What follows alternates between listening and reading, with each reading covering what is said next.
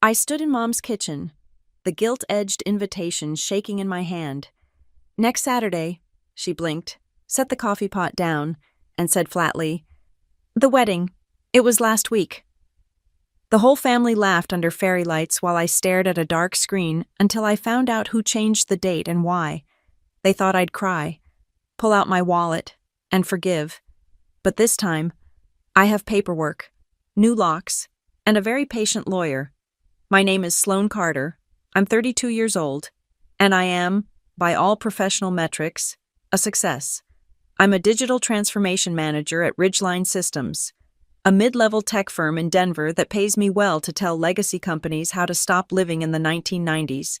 I have a clean condo, a Peloton I actually use, and a 401k that's thriving. I am competent. I am reliable. I am, to my family, completely invisible. My family consists of my mother, Linda Hale, who is 59, my father, Thomas Hale, is 63, and my sister, Brooke Hale, is 28. They are the Hales. I am Sloane Carter. I took back my grandmother's name in college. A small act of rebellion they found confusing. Growing up was a masterclass in shadows. I was the shadow. Brooke was the sun. Everything revolved around her. The gravitational pull of her needs was absolute.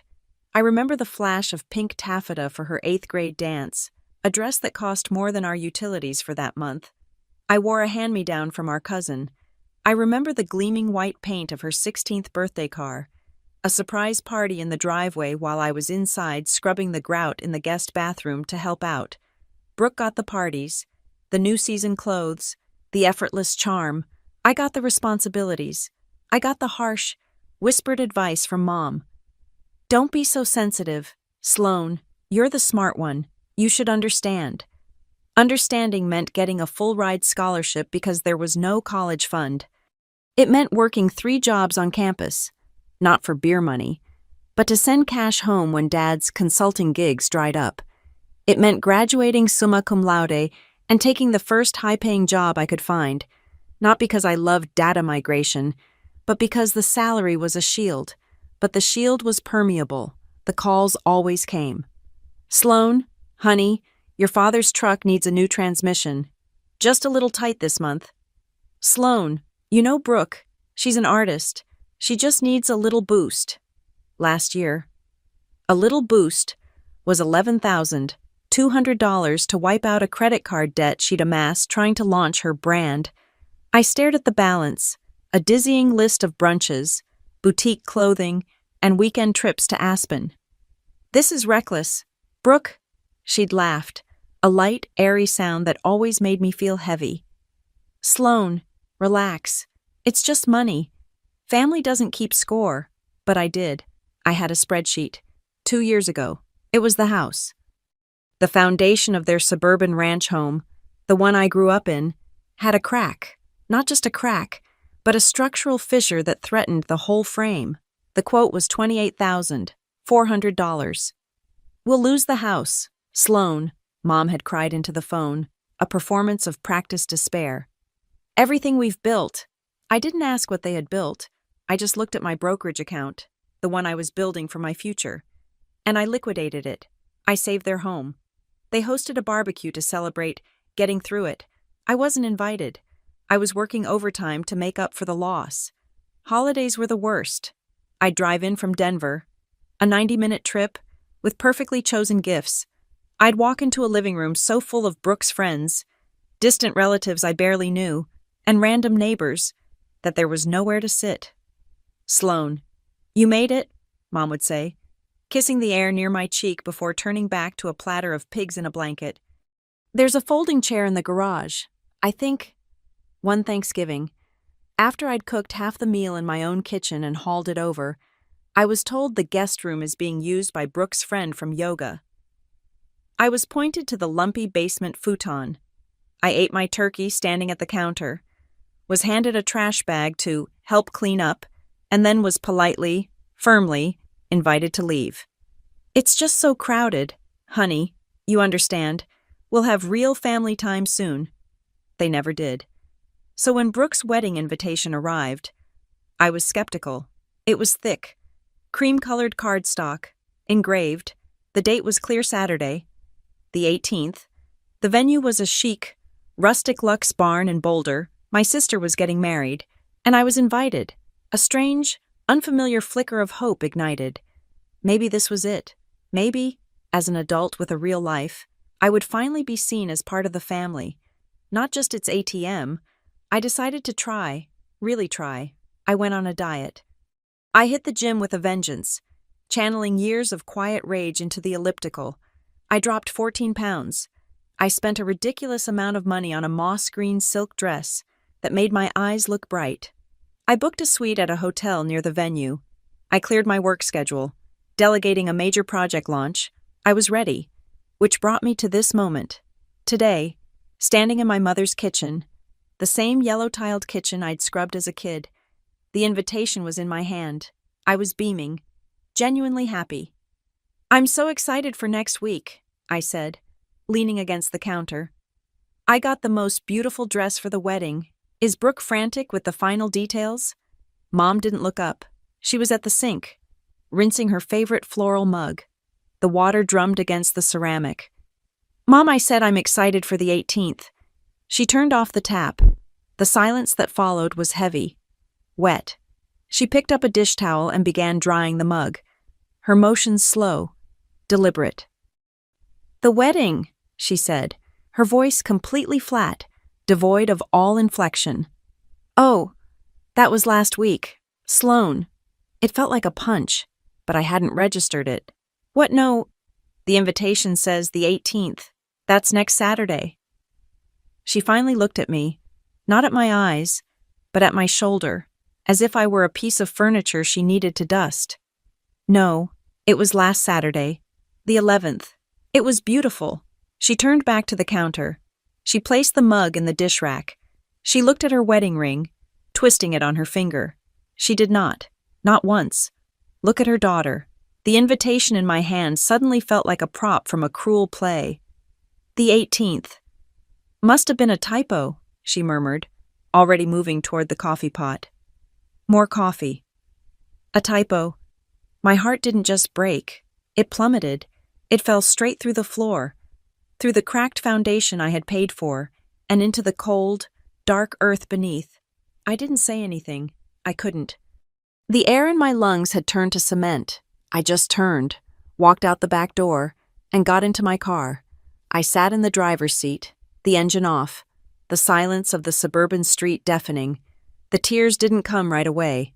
First came the numbness, that cold, familiar blanket of realizing I was, once again, the punchline.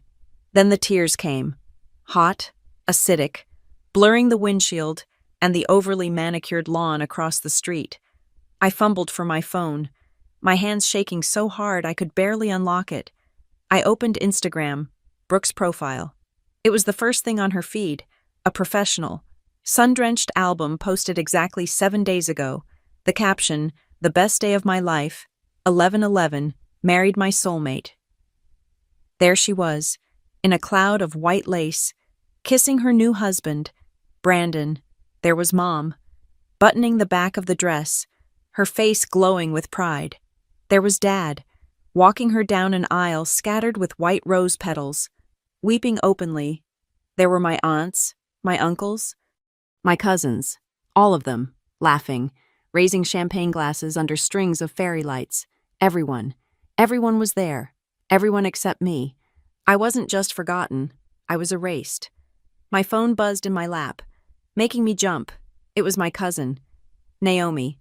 She was the only other outcast, a lawyer from Chicago who they also found too serious. I answered, my voice a wet croak. "Hello." "Sloan. Oh, God. You heard." I'm at Mom's. She just told me." There was a heavy sigh on the other end. "Sloan, I am so sorry. I almost called you last week, but I didn't know what they'd told you." "What do you mean?" "What they told me." "I asked your mom at the rehearsal dinner where you were," Naomi said, her voice tight with anger. "She told me, right to my face, that you were going through a lot right now and weren't feeling stable enough for big crowds. She made it sound like you were having some kind of breakdown." The blood drained from my face. "She what?" "It gets worse." I heard her and Brooke talking by the bar later. Brooke was laughing. "Sloane," she said, "it's a blessing. Honestly, can you imagine? She'd just spend the whole night telling everyone about her spreadsheets and her salary. Your mom just nodded and said, 'It's your day, sweetie. No one should ruin it.'" The invitation was still clutched in my left hand. I opened it. Saturday, the 18th? A typo. This wasn't a mistake. This wasn't an oversight. This was a deliberate, calculated, meticulously cruel act. They hadn't just excluded me, they had replaced me with a lie. They had painted me as unstable to justify my absence, an absence they themselves had manufactured. The tears stopped. Instantly, the numbness evaporated, replaced by something cold, hard, and perfectly clear. It was the clarity of a balance sheet finally adding up, the click of a lock falling into place. They thought I was the family ATM, the reliable, invisible, emotional punching bag they could drain and discard. I put the key in the ignition. The engine turned over with a smooth, quiet hum. I pulled out of their driveway, my eyes dry. They had no idea who I was. They had no idea what I was capable of. They thought family didn't keep score. They were wrong. I had every single receipt, and the game was just beginning. I didn't drive home, not right away. I ended up in the parking lot of a 24-hour supermarket, under the buzzing green-white glare of a faulty fluorescent light. The shock had frozen my veins, but my brain, the part of my brain they all mocked, was running at full capacity. I am a manager of digital transformation. I don't just fix problems. I analyze failed systems. I find the flaw in the code, the breakdown in the process, the human element that corrupted the data. And this was the ultimate system failure. My family was a corrupt system. I finally drove back to my condo. The silence of the car, a welcome vacuum. My home is all clean lines, gray quartz and glass, orderly, logical. I walked straight to my home office.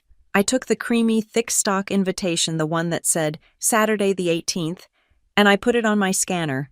I scanned it, front and back, and saved the file as Exhibit A, PDF. Then I opened my email archive. I searched Brooke and saved the date. There it was. From 6 months ago. An Evite. A breezy, informal thing with a photo of her and Brandon in a field of wildflowers. I'd seen it, registered the date, and filed it away. Knowing the formal invitation was what mattered. I looked at the date on the Evite, November 11th. I opened the email's source code. I didn't even need to dig. The metadata was right there. Sent May 10th, received May 10th, to Sloane, carteridgeline.com. They had sent me the correct date 6 months ago, knowing I wouldn't act on it. They relied on me, the formal one, the busy one, to wait for the paper invitation, and then they had printed a single, fraudulent copy, a document with a typo so deliberate it was genius. It was a weapon designed specifically to exploit my own sense of propriety. The second piece of data was Naomi's phone call.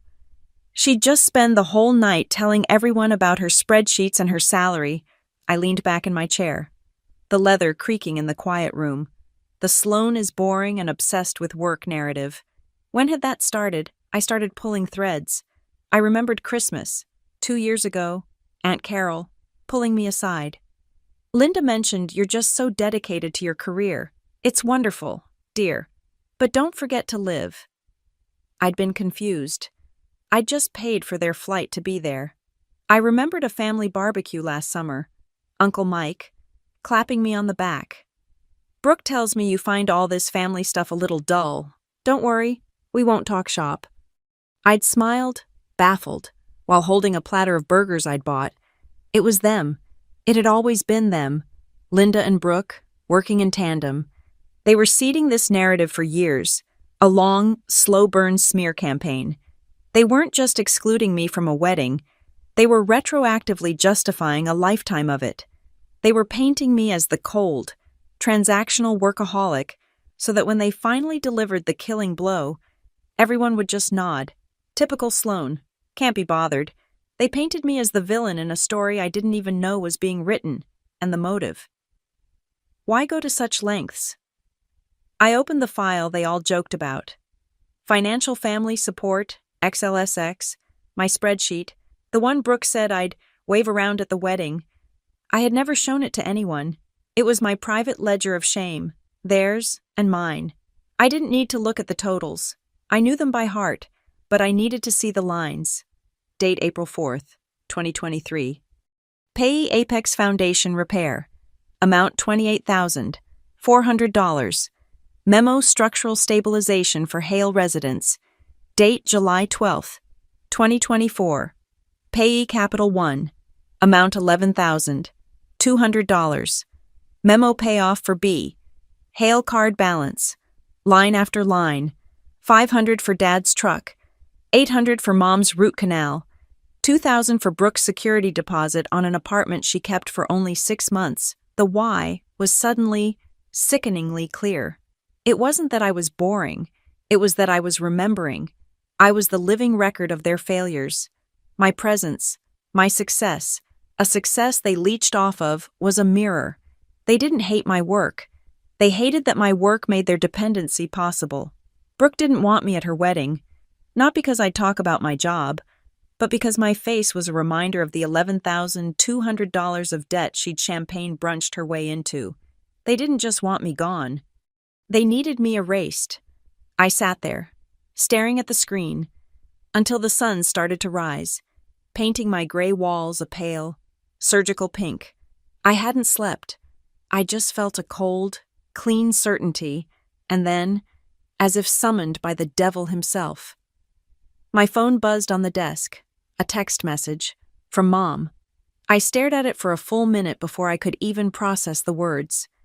Hi, honey. Hope you have a good day. Dad needs a new catalytic converter for the truck. The part is $320. He needs to get it today before the shop closes. Can you send it over this morning? Love you. Love you. The two most weaponized words in the English language. It wasn't a closing. It was a signature on an invoice. It was the glue they used to stick the demand to the request, hoping I wouldn't notice the extortion underneath. The audacity of it. The sheer, colossal, breathtaking audacity.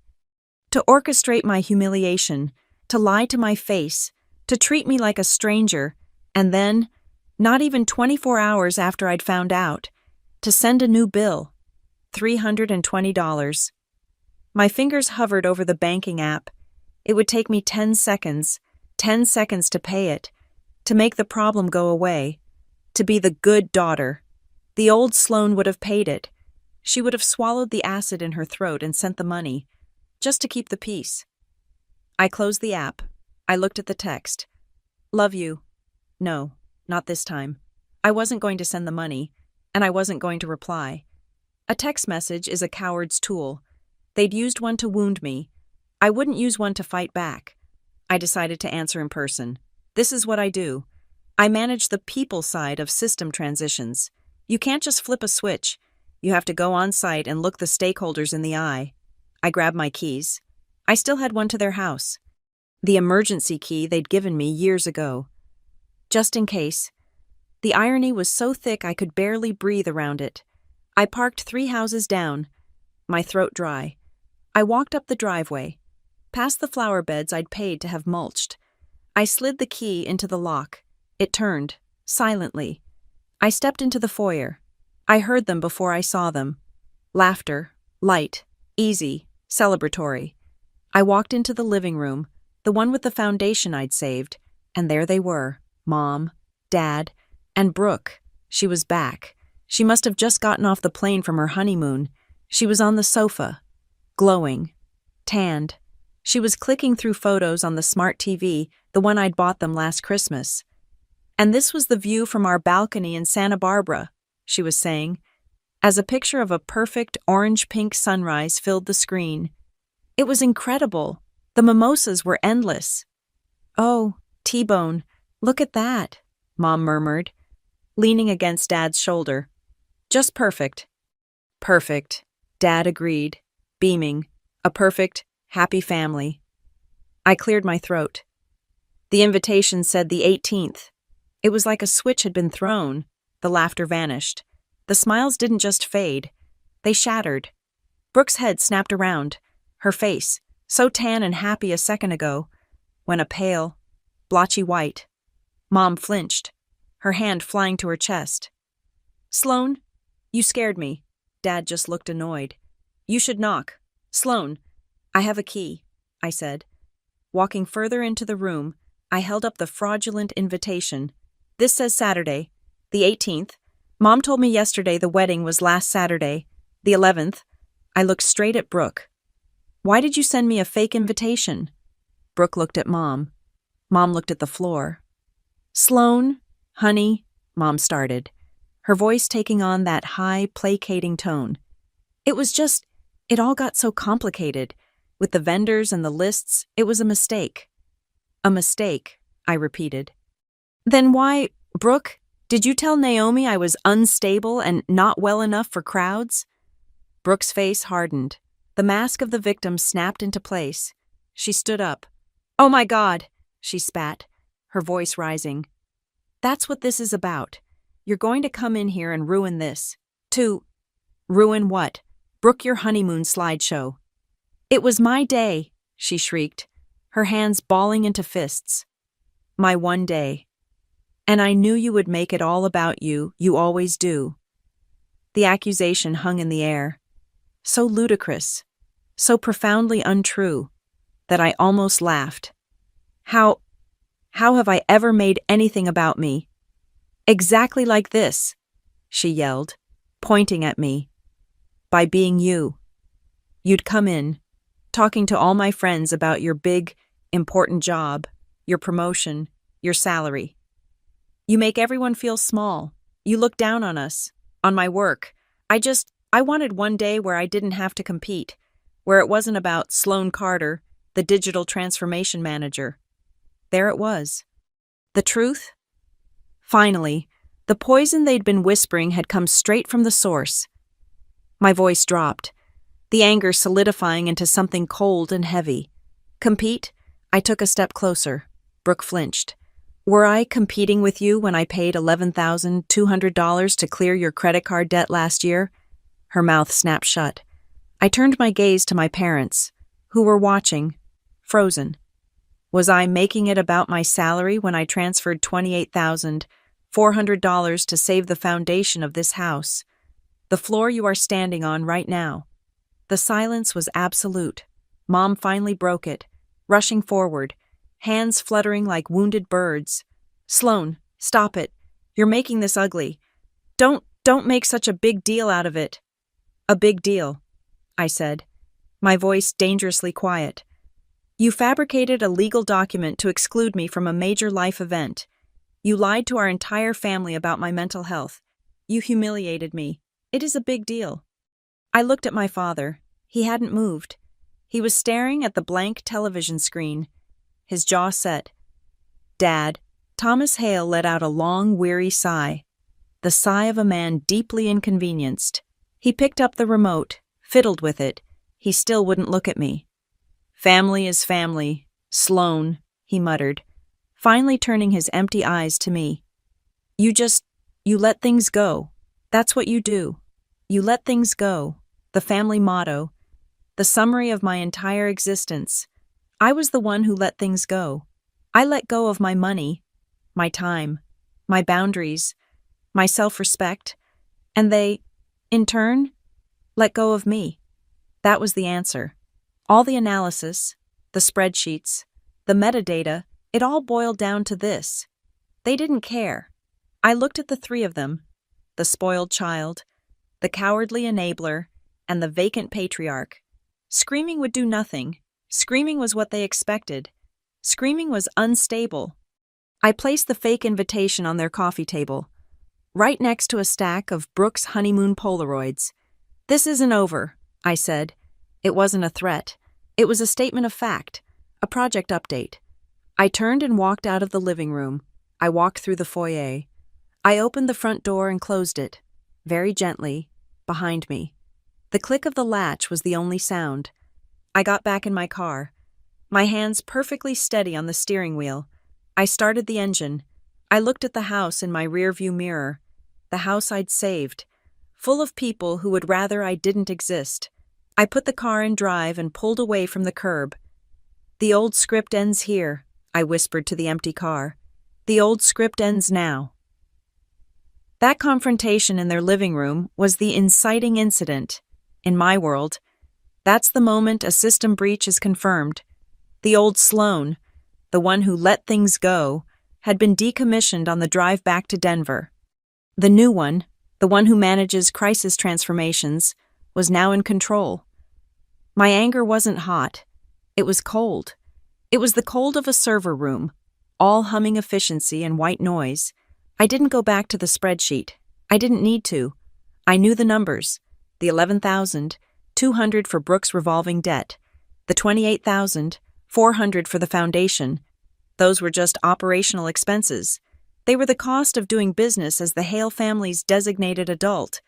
But they weren't the real investment. I walked to the steel, fireproof file cabinet in my home office. I spun the combination lock. It wasn't the flimsy thing you buy at an office supply store. It was a commercial-grade safe.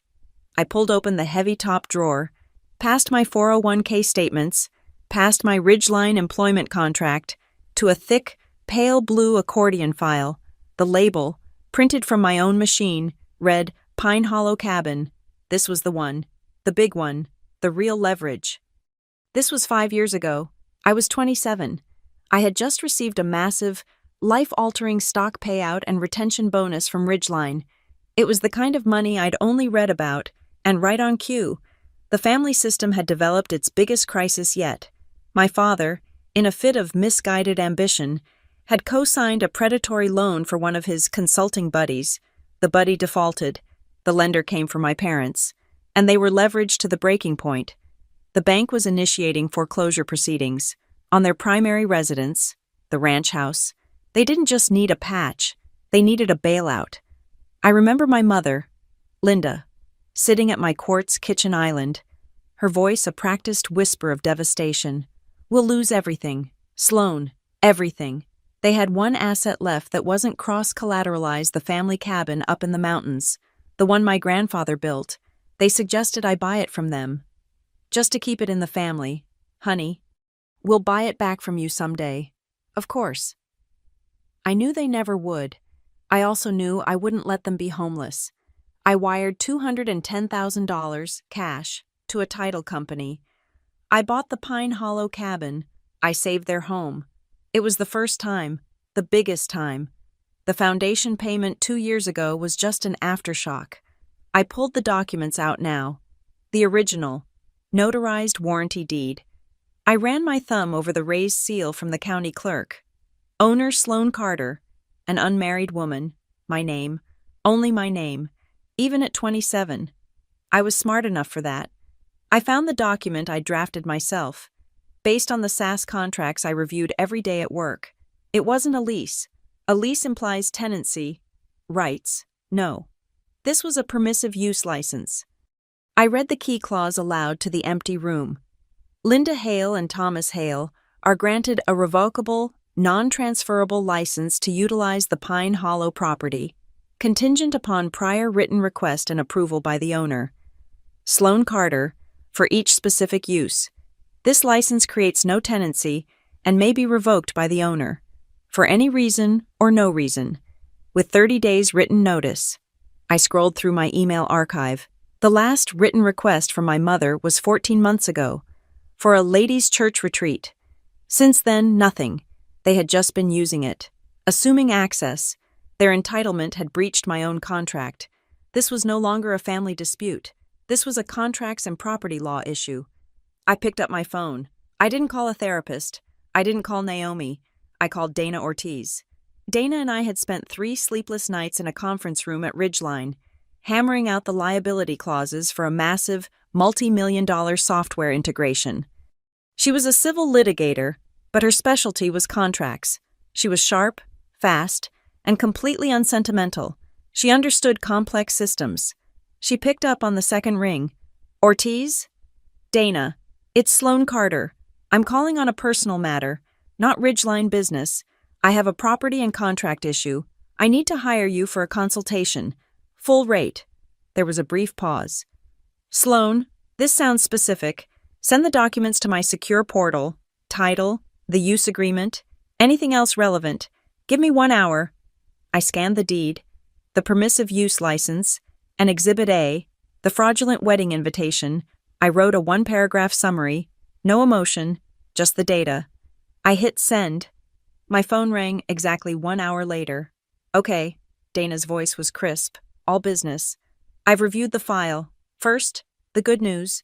Your title is clean as a whistle. You are the sole owner.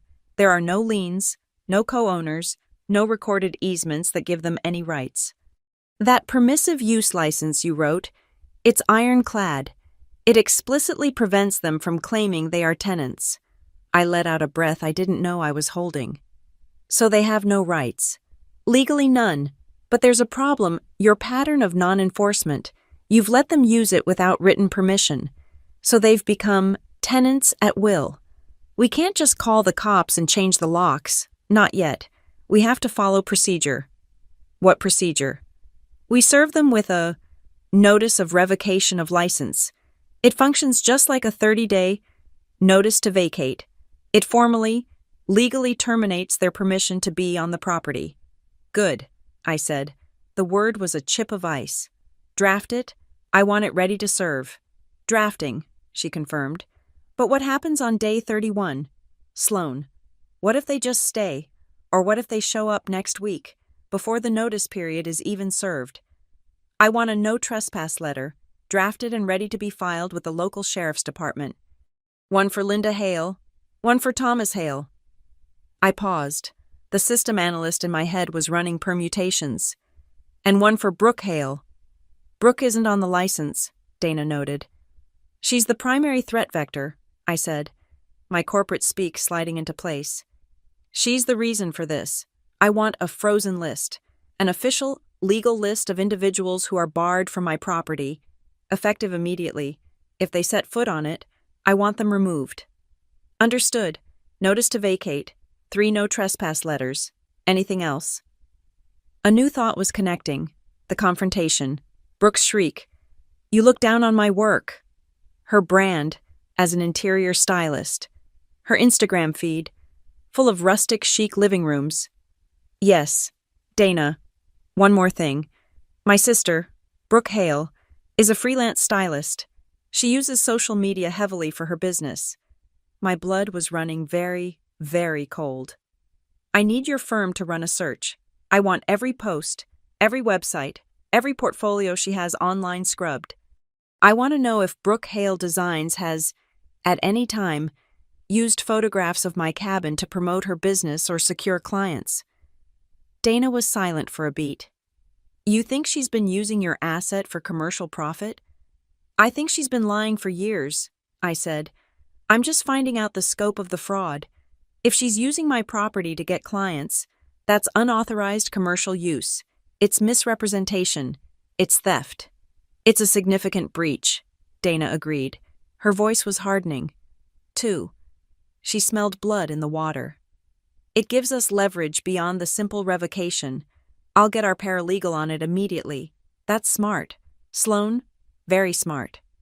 So, to be clear, Sloan, Dana said, her voice dropping into a lower advisory tone. This is the full-scale approach. This isn't a warning shot. This is a declaration of war. I looked out my condo window. The Denver skyline was sharp against the blue. Dana, they launched a preemptive strike. They humiliated me. They lied about my mental health. And they did it all while cashing my checks. This isn't retaliation. This is just setting legal boundaries. This is risk management. Got it? Dana said. I like managing risk. I'll have the drafts and the preliminary IP report by end of day. I hung up. The legal machine was in motion. But I'm a hands-on manager. You don't just send emails and hope a system fixes itself. You go on site. You do a physical audit. I hadn't been to Pine Hollow in 6 months. The last time I'd planned a weekend. Mom had called. Oh, honey, not this weekend. The chimney sweep is coming. It was a lie. I knew it now. It was all lies. What was the current state of my asset? I grabbed my car keys, a down vest for the mountain air, and the original hard copy file for Pine Hollow Cabin. I didn't know what I would find. Maybe it was empty. Maybe they were throwing a post-wedding party. Maybe Brooke was there right now, taking photos for her portfolio. I got in my car and headed west, toward the mountains. The drive up I-70 is usually a release. Today, it was a commute. The sun was getting low, that sharp, clear gold light of a Colorado afternoon. The aspens were fading from yellow to brown, and the air had a bite. I turned off the highway, onto the winding 2-lane road that led up the mountain. My phone lost service, as it always did. I didn't feel angry anymore. I didn't feel sad. My heart wasn't pounding. It was slow, steady. I felt like I was going to a deposition. I felt like I was going to a final audit, the one where you finally present the findings and shut the failed project down. My knuckles were white on the steering wheel. The gravel of the private road crunched under my tires. The trees cleared, and the cabin came into view, and my heart, the one I thought was frozen, stopped dead. There were cars in my driveway, 3 of them. None of them were my parents' truck. They were expensive. A new black Audi sedan, a white Range Rover, and a silver Tesla, and they were all pointed toward my house. I parked my Subaru behind the Tesla, boxing it in, a small, tactical move. I cut the engine and the mountain silence rushed in, only to be immediately punctured by a voice, her voice. It was Brooke, but not the Brooke I knew. This wasn't the whining, petulant Brooke. This was a smooth, confident, professional voice. It was the sound of a sales pitch. I grabbed the blue Pine Hollow file from the passenger seat. My hands were steady. My heart was a cold, hard knot in my chest. I walked up the stone pathway, the one I'd paid a landscaping crew to install in 2020, and saw the heavy oak front door was propped open with a rustic driftwood welcome sign I'd never seen before. They hadn't just stopped by. They were hosting. I stood in the shadow of the entryway, just outside the threshold, and I listened. Brooke was standing in the center of the great room, my great room, gesturing expansively with both hands. She was wearing an expensive-looking cream cashmere poncho. She looked the part. I had to give her that. Her audience was a man and woman in their late 50s, both exuding the kind of casual wealth that doesn't need to try, and a younger woman, an assistant, typing silently on an iPad. And the centerpiece, of course, is this fireplace, Brooke said, her voice dripping with faux sincerity. She ran a hand over the massive, floor-to-ceiling river stone. I hand-selected every piece of this stone myself. I had to fly to Montana twice to get the color and texture profile exactly right. It was a brutal 6-month installation, but my team and I pulled it off. The effect, as you can see, is completely authentic. The woman nodded, her expression rapt. "It's just breathtaking, Ms. Hale. Your vision?" The man chimed in. "This is the precise aesthetic we're trying to capture for the new lodge. You're sure you can replicate this, at scale?" "Absolutely," Brooke said, not missing a beat. "This cabin is my signature, rustic, but elevated, raw, but curated. If you sign for the $85,000 staging package for your hotel lobby, this is the exact level of detail and authenticity my brand provides. $85,000. The lie was so enormous, so audacious. It sucked the air from my lungs. She flew to Montana, a 6-month installation. Her team. I gripped the file in my hand. That fireplace was the only part of the original cabin my grandfather built in the 1960s. It was the one thing I'd refused to touch during the renovation. Brooke hadn't flown to Montana. She'd been in Boulder. Failing a sociology course, the man was reaching into his jacket. "Well, your work speaks for itself. We're prepared to sign the letter of intent today." I chose that moment to step out of the shadow. My boot heel hit the oak plank floor. Clack! It was the only sound in the room. 4 heads snapped in my direction. The wealthy couple looked curious. The assistant, annoyed. Brooke's face, it was a thing to behold. It was a rapid 5-stage collapse. The blood drained from her face, leaving her Santa Barbara tan a sickly yellow. The confident smile froze, cracked, and fell away. replaced by pure, unadulterated panic. "Sloane," she choked out. What are you doing here? I didn't know you were coming." "Clearly," I said. My voice was calm, quiet. I didn't look at her. I looked at the clients. "I was just admiring the backsplash in the kitchen," I said, walking past them. I ran my fingers over the slate tiles. "It's nice work, but it's not from Montana." I turned to face the group. "I have the Home Pro receipt. It was $780. The contractor's name was Tony R., from Idaho Springs. He did it in 3 days." The room went absolutely still. The assistant looked up from her iPad. "I'm sorry. And you are?" "I'm Sloane Carter," I said. "I own the house." Brooke made a small, strangling sound. "Sloane, stop it. Don't be like this. This is my meeting." "This is my house," I said. I pulled my phone from my pocket. I didn't need the paper file. I had the PDF of the deed in my secure drive. I held it up so the assistant could see the screen. "Owner of record Sloane Carter. Purchased June 10th, 2019, $210,000. The assistant's eyes flicked from the phone to Brooke. Her expression was now ice. "Ms. Hale," the assistant said. "You told us this was your personal property, your design portfolio." "It is," Brooke shrieked, her voice going high and thin. It's a family asset. We all share it. Sloane just handles the boring stuff, the spreadsheets." She was trying it again. The boring Sloane narrative. It was a fatal miscalculation.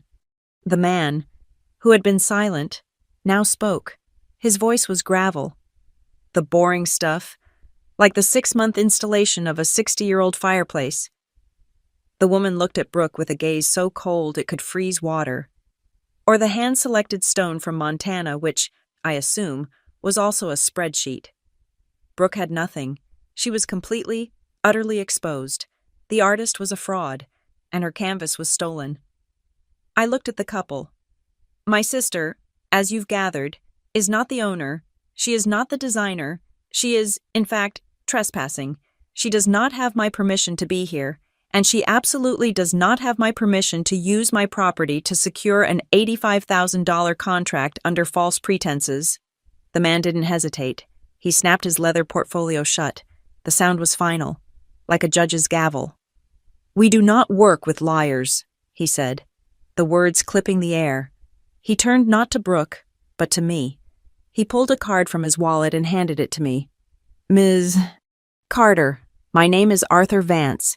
If you decide to press charges for fraud, call me. We will be happy to provide a statement on your behalf." He and his wife, followed by the silent, efficient assistant, walked straight out the front door. They didn't look at Brooke again.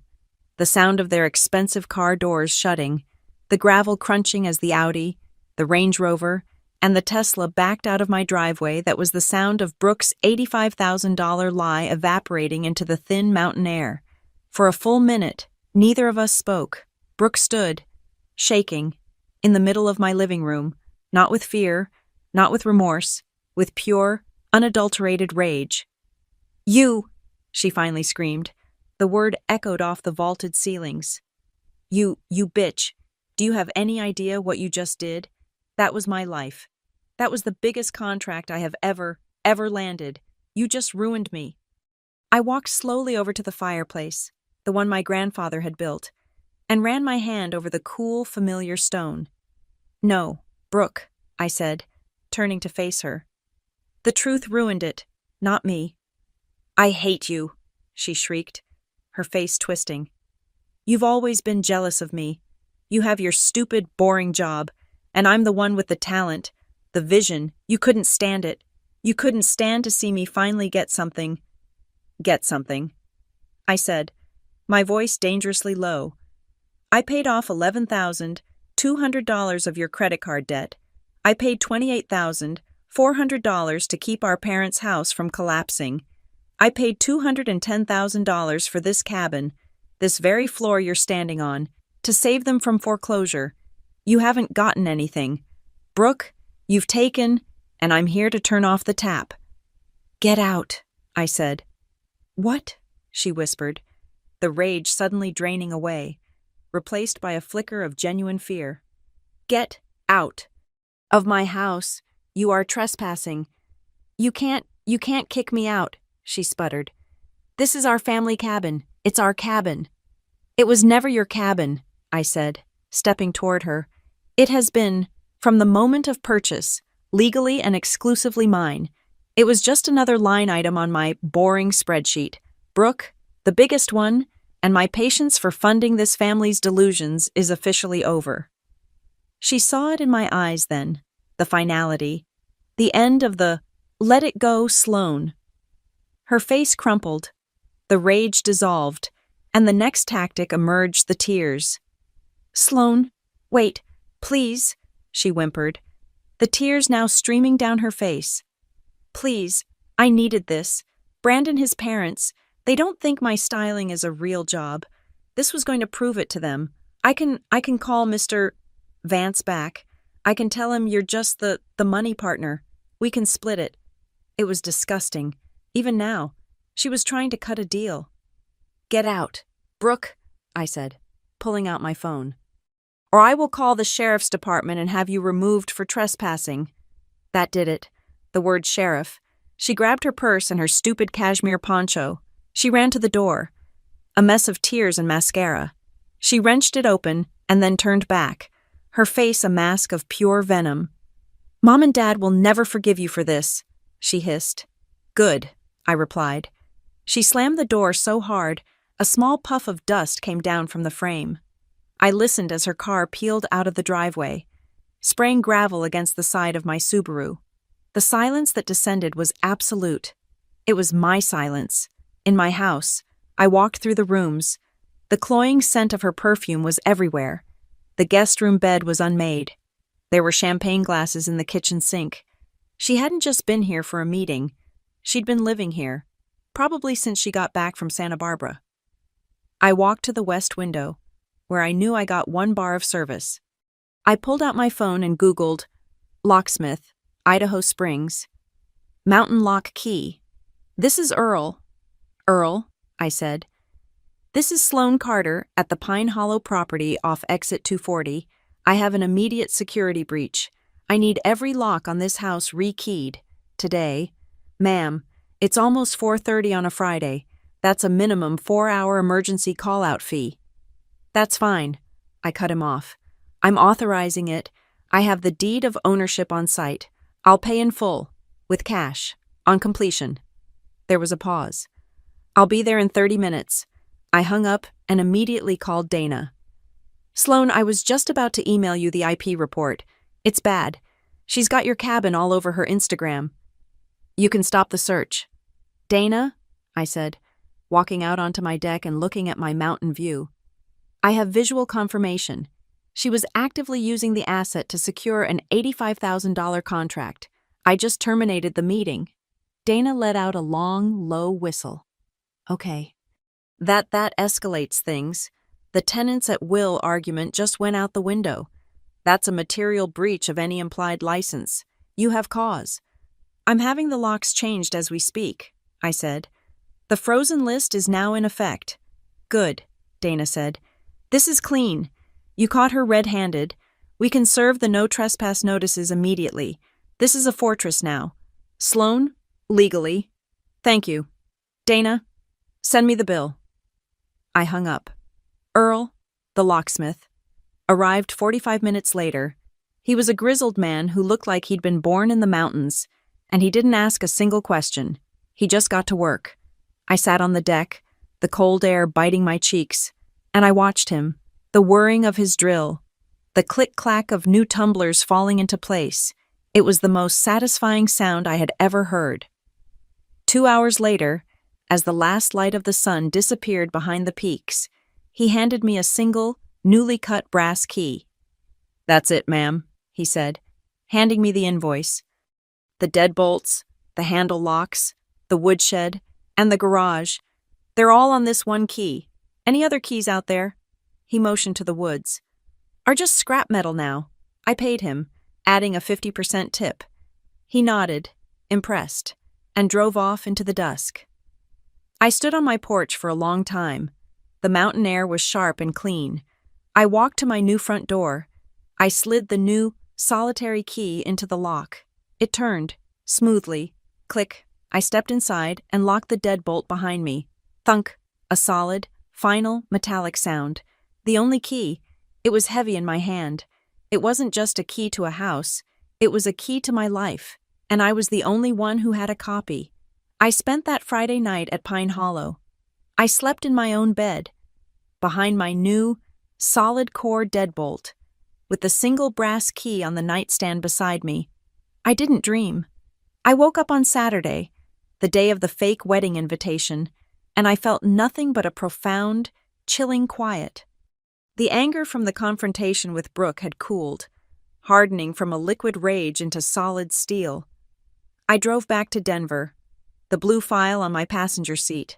Earl the locksmith had secured the physical asset, but the confrontation with Brooke, her $85,000 lie, the unauthorized use of my property, it had exposed the real vulnerability. This wasn't just about emotional exclusion. This was, and always had been, about money, my money. They thought of me as a system, an ATM, a resource to be mined, and as a digital transformation manager. I knew what you do when a system has been fatally compromised. You don't just patch it. You don't just change one password. You take it offline. You rebuild the entire security architecture. You deauthorize every legacy user. I spent the weekend drafting the project plan. On Monday morning, at 8:45 a.m., I wasn't at Ridgeline. I was in the glass-walled office of Marcus Reed, my financial advisor. Marcus is, essentially, me, but with stocks. He's not a, let's talk about your dreams advisor. He's a, let's look at the data advisor. His office is minimalist, gray, and silent. He manages my brokerage account and my IRA. He's the one who advised me on the stock payout that bought Pine Hollow. He slid a tablet across the table. Sloan, you said on the phone this was a full security review. That implies a breach. What's compromised? The human element, I said, sitting back. My family. I need to sever every financial tie, every single one. I want you to run a full audit of my entire financial footprint, every account, every card, every beneficiary. I want to find every vulnerability, every shared access point I may have forgotten about, and I want to burn it to the ground. Today. Marcus didn't blink. He just nodded, turning to his terminal. Understood. Let's start with liabilities. He pulled up my credit report. One co-signed card. Capital One. Co-signer Brooke Hale. The card from last year. The one with the $11,200 balance I'd paid off. I paid that to zero, I said. But the account is still open. She has a $20,000 credit line in your name, Marcus said flatly. She hasn't used it since you paid it off. But she could, right now. Close it, I said. Immediately. Notify her of the adverse action. I don't care. Closing, he typed. Next, banking. Your primary checking and savings are secure. Ridgeline payroll, 401k, brokerage, all sole ownership. He paused. His fingers stopped typing. What? I said. This, he said, turning the monitor. There's a legacy account, a joint savings account at U.S. Bank. You opened it 8 years ago, back when you were in college. The balance is low, $312, but the co-signer is Linda Hale. My stomach twisted. An account I'd set up so she could send me money for books. It had, of course, only ever been used by me to send her money. I hadn't thought about it in years. It was a ghost. I thought I closed that, I whispered. It's active, Marcus said. He clicked. And it's been used, recently. Let's look at the withdrawal history. He pulled the statement. My blood turned to ice. September 14th. Withdrawal, $2,900. October 2nd. Withdrawal, $1,450. That's almost $4,500, I said, my voice numb. Where had that money come from? I looked closer. It was an automatic transfer. My bonus from Ridgeline. I'd set up an auto transfer of 10% of my bonus to that savings account years ago, as a rainy day fund, and I had forgotten to turn it off. I had been paying them to rob me, but it was the last transaction that made me physically ill. Date November 13th. That's, I said. 2 days ago, Marcus finished for me. The day after your confrontation at their house. The withdrawal was for $760. I remembered my mother's text, the one I'd ignored. Dad needs a new catalytic converter, $320. I'd refused to send it, so my mother, faced with the audacity of my refusal, had simply logged into the joint account I'd forgotten we shared and taken it. She took the $320, and then she took an extra $440, just for her trouble. "Sloan," Marcus said, his voice quiet. "Close it," I hissed, the word a venomous puff of air. "Close it now. Sweep the remaining balance to me. I don't care if it's $3. She's going to get an alert," Marcus said. "Good. I want her to." "Okay. Joint account closed. What's next? This is your asset profile. Brokerage, IRA, 401k, life insurance policy through Ridgeline." He pulled up a new screen. Beneficiaries. There they were, in black and white. Primary beneficiary, Linda Hale mother, 50%. Thomas Hale father, 50%. Contingent beneficiary, Brooke Hale sister, 100%. If I walked out of Marcus's office and was hit by a bus, everything I had ever worked for, the Ridgeline stock, the mutual funds, the entire structure of my life would pass directly to the people who had forged an invitation to their own daughter's wedding. The ultimate irony. They excluded me in life, but they would inherit everything from me in death. "Get rid of them," I said. "All of them. All of them. I want them gone. Strike their names from every document." Marcus's fingers flew. "Deleted?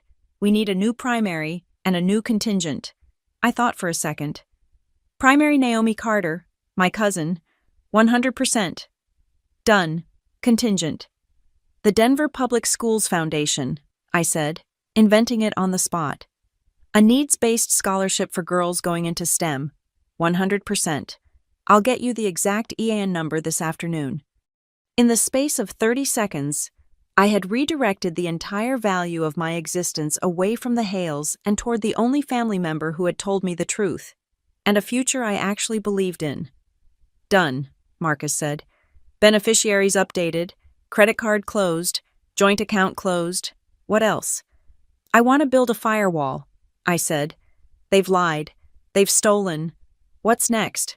Forging my signature on a loan application. I want a credit freeze. All 3 bureaus. Now." "Sensible," Marcus nodded. He was already clicking through the portals for Experian, Equifax, and TransUnion. "A full freeze. We'll also place a 1-year renewable fraud alert. Nobody gets $1 in your name without speaking to you on your cell phone. Period." "One more thing," I said, the thought connecting as he worked. "Power of attorney. They had me sign a stack of papers when my dad had his consulting business medical forms. Just in case. I need to know if I signed a POA." Marcus ran a search. "Nothing's been filed with the state, but that doesn't mean a springing POA doesn't exist in a file cabinet somewhere. We can fix that. We will file a new, superseding, durable power of attorney, effective immediately, naming me as your agent for financial matters and Dana Ortiz as your agent for legal. Then, we will file a revocation of all prior powers of attorney with the county clerk. Even if they have one, it will be legally nullified as of 1 minute from now." He printed the documents. I signed them. My hand was perfectly steady. "Okay, Sloan," he said, stacking the papers. "Your financial fortress is built, your assets are secure, your beneficiaries are updated, your credit is frozen, your identity is locked. They are, officially, cut off." As I was gathering my things, a thought struck me. It was about the fake invitation. "Marcus, wait, can you check my mailing address on file with all these accounts?" He scanned the screen. "All point to your condo. Except what?" "The old U.S. bank account, the joint one. The primary address on that was Linda Hale's house. The paper statements were going to her." My blood ran cold again. But I haven't gotten paper statements in years. No, but the address is in the system, as a prior address. I thought about the logistics. The Evite had the real date. The paper invitation had the fake one. Marcus, is it possible for someone to request a temporary mail redirect from the U.S. Postal Service without the person's knowledge? Marcus's face darkened. It's illegal as hell. It's mail fraud. But if you have access to someone's personal information, which your mother absolutely does, it's just one form. USPS Form 3575. You can file it online. I pulled out my phone and went straight to the USPS website. I logged into my Informed Delivery account, the service that emails you scans of your mail each day. I'd set it up and forgotten about it. I scrolled back past the 11th. And there it was, an email from the USPS, dated October 25th. Address change verification. I'd missed it. It had come on a busy workday. Looked like junk mail, and I had ignored it. A temporary mail forward had been placed on my address. All my mail was being redirected to Linda Hale's house in the suburbs. From October 25th until November 12th, the day after the real wedding, they hadn't just sent me a fake invitation. They had hijacked my entire mailbox to ensure the real one, and any RSVPs or questions from other guests never reached me. This was a conspiracy. This was a federal crime. I took a screenshot and emailed it to Dana Ortiz with the subject line, Addendum USPS Mail Fraud. Marcus looked at the screenshot, his professional calm finally breaking. He looked physically angry. "Sloan," he said, "from this moment on, you don't speak to them. Not a text, not a call, nothing. Anyone wants to talk about money, they go through me. Anyone wants to talk about anything else, they go through Dana. You are a black box. Do you understand?" "I understand," I said. I stood up, feeling lighter, stripped down, secure. I walked out of his office and into the bright Denver sunlight. I got into my car. I turned on the ignition, and the phone, which had been silent all weekend, exploded. It was a barrage, a hailstorm of notifications. Text, Linda Hale. "Sloan, the bank just said our account is closed. What did you do? Call me text. Brooke Hale. You kicked me out of the cabin, and now you're stealing Mom's money. You are a psycho text. Linda Hale. Sloan. Elizabeth Hale. Pick up the phone this instant. This is a terrible mistake text. Thomas Hale. Your mother is hysterical. Fix this. Text. Brooke Hale. Mom is crying. I hope you're happy. You finally destroyed this family. My phone was vibrating so hard it was rattling in the cup holder. They were panicked. The system had been taken offline. The ATM was no longer dispensing cash. I watched the texts pile up, one after another, a cascade of pure, unfiltered panic. I took a deep breath. I picked up the phone. I didn't open their messages. I started a new text, a group message to Linda, Thomas, and Brooke. My fingers typed one single, beautiful sentence. For all future financial and legal correspondence, please contact my attorney, Dana Ortiz, Escao.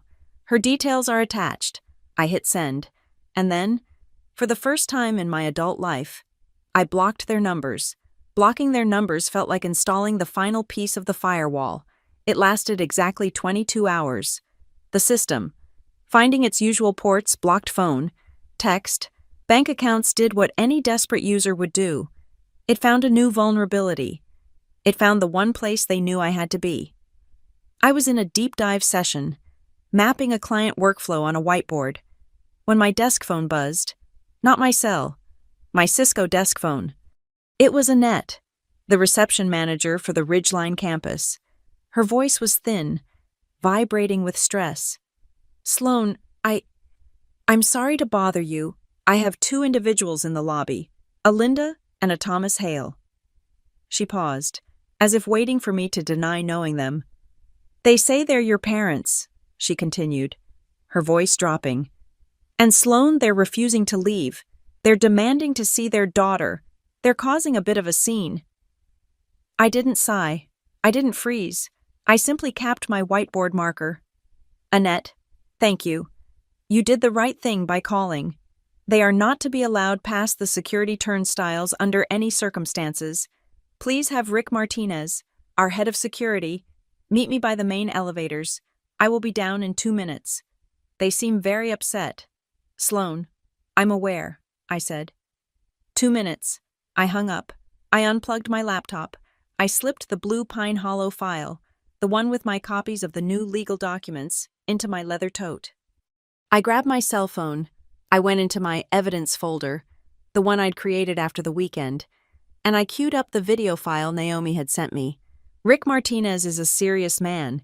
He's ex-military, and he runs the Ridgeline campus like a fortress. He met me by the elevator bank on the ground floor. He didn't ask personal questions. He just noted the set of my jaw and said, "Ms. Carter, they're by the waterfall. This way." The lobby at Ridgeline is a 3-story atrium of glass, marble, and polished chrome. It's designed to impress, to intimidate. Every sound echoes. It is the last place on earth you would want to have a family scene, which is exactly why they'd chosen it. They were standing in the middle of the floor, looking small and wildly out of place. Mom was in a crumpled windbreaker, her face blotchy and swollen from crying.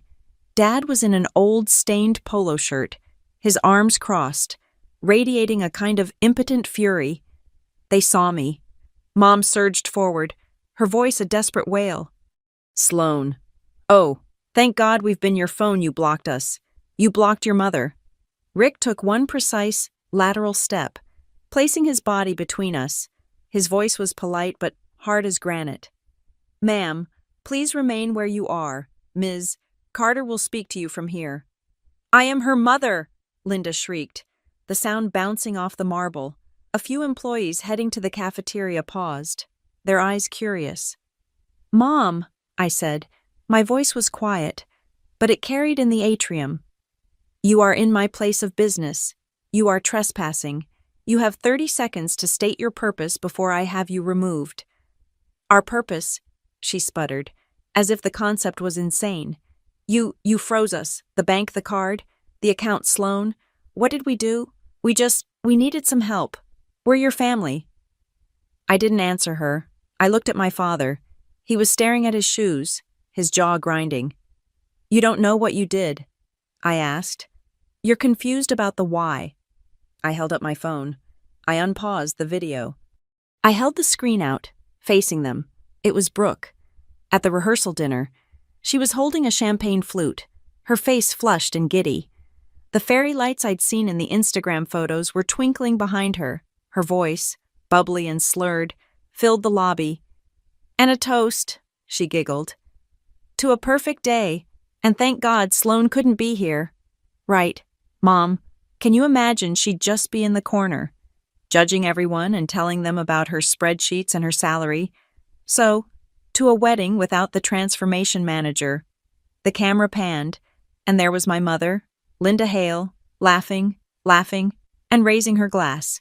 "To your day, sweetie." I hit stop.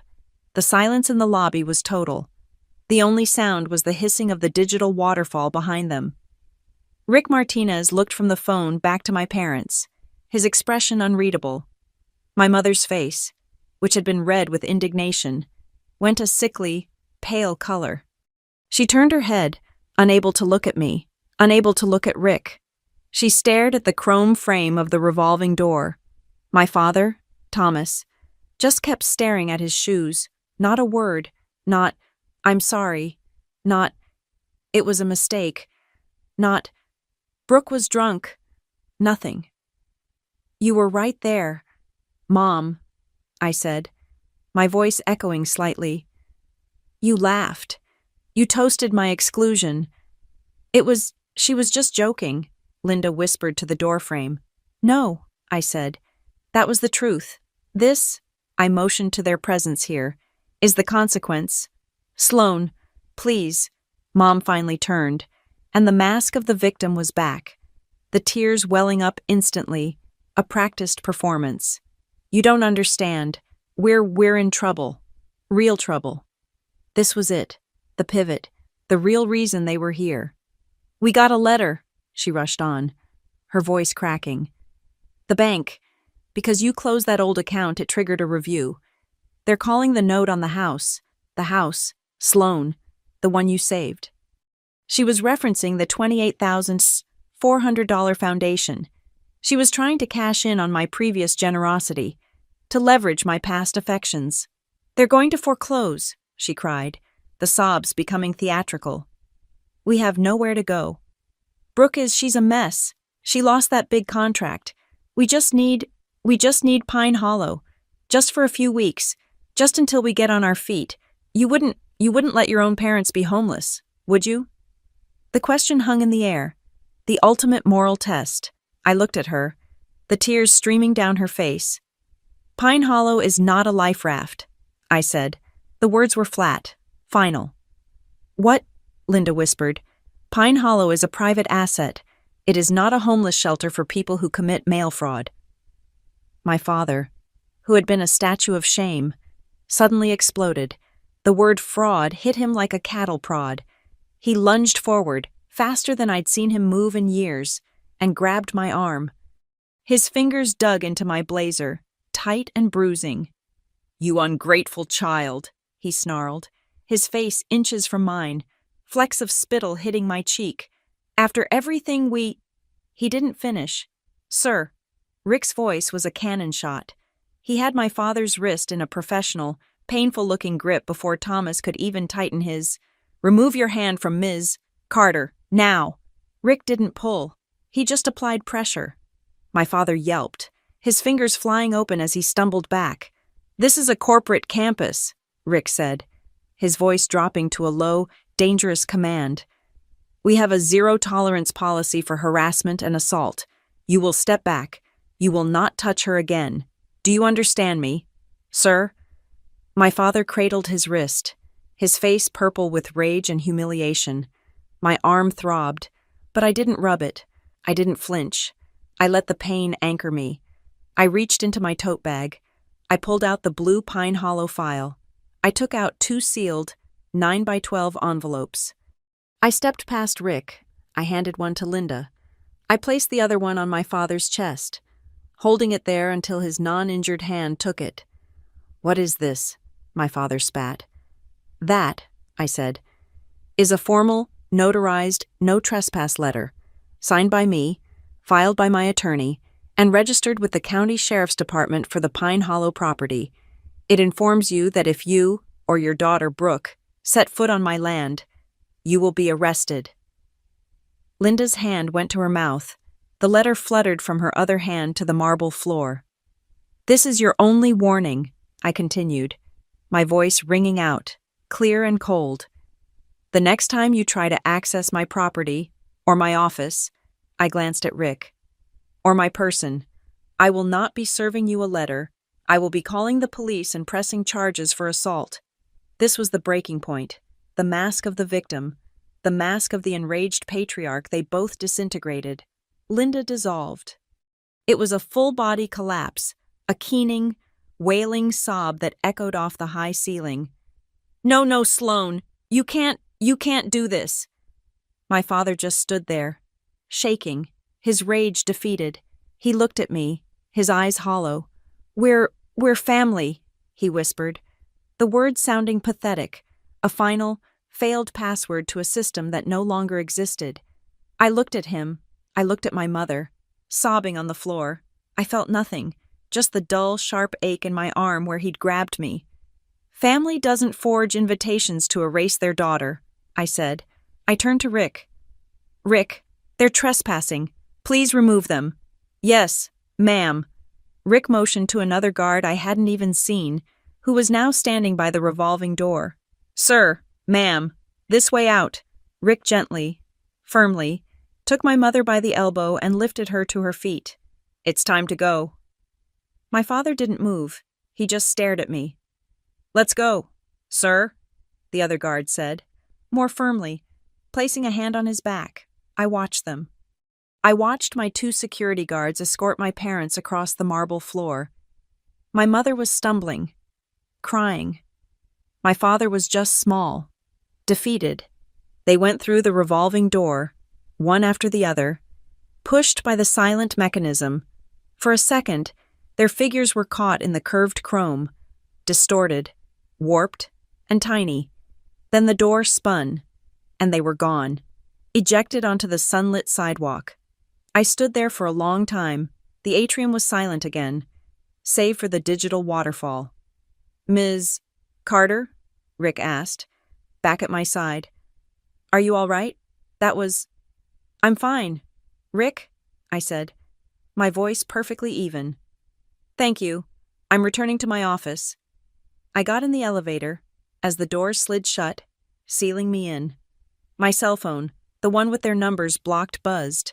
It was the family group chat, the one I'd forgotten to mute. My extended family, aunts, uncles, cousins. Aunt Carol Linda just called me. Hysterical. "Sloan, what did you do? She said you had her thrown out of your office." "Uncle Mike, is it true you're letting the bank take their house? After all they did for you?" Another cousin, Brooke, says, "You've all been worried about Sloan's mental health. This proves it. How could you abandon your family?" The narrative, the Sloan is unstable narrative, it was their last weapon. The elevator doors opened. I walked to my desk. My phone buzzed again. This time, it was a notification from the group chat. But it wasn't a message to me. It was Naomi. "Naomi all. Since my aunt and uncle are broadcasting their side of the story, I feel compelled to share the facts. Please see attached." Attachment 1. A screenshot of the original Save the Date Evite with the date November 11th. Attachment 2. A photo of the fraudulent paper invitation with the date November 18th. Attachment 3. The video file of Brooke's toast. "Thank God Sloan couldn't be here." Attachment 4. A screenshot of the USPS mail fraud verification email. Her final message landed like a bomb. Naomi Sloan didn't abandon her family. Her family orchestrated a premeditated campaign, including mail fraud, to erase her, while simultaneously lying to all of us about her mental health. What you're hearing isn't the cry of a victim. It's the rage of a con artist who just got caught. Any further questions can be directed to me or to Sloan's attorney. The group chat went dead, utterly, completely silent. I looked at the message. I looked at the files. Naomi hadn't just countered the narrative. She had executed it. I closed the chat. I opened my workflow file, and I got back to work. The week after the lobby confrontation was quiet. It was the heavy, pressurized silence before a storm breaks. I blocked out the noise and buried myself in my work at Ridgeline. I led a 3-day integration workshop. I signed off on a major platform migration. I controlled the systems I was paid to control, and I ignored the one I had just decommissioned. The first tremor of the aftershock didn't come from them. It came from Dana. She forwarded me an email. It wasn't a legal threat. It was a screenshot from an internal newsletter for the Denver Boulder Design Guild, a private community of high-end suppliers and interior decorators. A major textile house, one of the most exclusive in the Rockies, had sent a coded blast to its members. A professional reminder that our partnerships are built on trust. We reserve the right to dissolve any relationship with a designer found to be providing materially false portfolio information or misrepresenting the ownership of a project. We do not support and will not supply individuals who build their brand on false pretenses. Dana's note was short. Sloan, the CEO of that textile house, is on the board of Arthur Vance's development company. The Vances, the couple from the cabin, they hadn't just walked away from the $85,000 deal. They were systematically and quietly poisoning the well. The next link Dana sent was to an anonymous Denver design blog. The post was titled, "The Stylist, the Sister, and the Stolen Cabin." It was all there.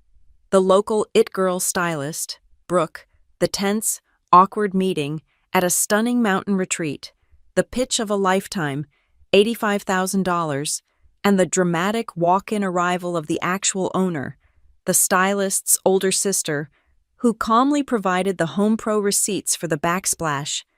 Brooke hadn't just lost a contract, she was losing her reputation. In her world, that was the only currency that mattered. The second tremor was more direct. It came to my office line, an unblocked, local number I didn't recognize. I let it go to voicemail. "Sloan, hi. This is Brandon, Brooke's husband." His voice was heavy, hesitant, and scraped raw. "Look, I just, I saw the video Naomi sent to the family chat. The toast." He paused, and I heard him take a shaky breath. "I was at that rehearsal dinner. I heard her say it. I just thought it was some stupid, mean inside joke. I didn't get it." Another pause. "And I heard what happened at your office, and at the cabin. Brooke told me you two just had a sister fight. She said you were jealous of her, that you were trying to sabotage her." He sounded so tired. "I believed her. Sloan. I believed the 'you're too busy for the wedding' thing. I wanted to say I'm sorry. I'm really sorry." He was looking for something. Absolution. Maybe. An ally. He was a fool. I called him back that evening. He picked up on the first ring, anxiously. "Sloan. Brandon. I received your message. Hi. Thank you for calling back. I'm going to say this once." I cut him off, my voice perfectly flat. There was no warmth in it. "This is not my business. Your marriage, your wife that is your system to manage. I am not going to offer you absolution, and I am not going to be your confidant." I know, he said, his voice cracking. She's not the person I thought." "You were at the rehearsal dinner," I said. The memory of the video, of her giddy, cruel laugh, sharp in my mind. "You watched her lie. You watched my mother laugh. And you did nothing. You married someone who, when faced with a choice, will always choose the lie over the truth. That is your data point.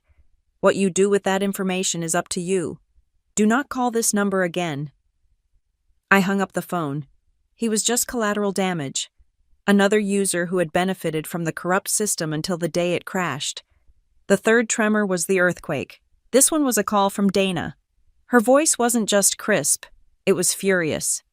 "Sloan," she said, "they've done something astronomically stupid. We need to act on it, right now." "What they tried to break into the cabin."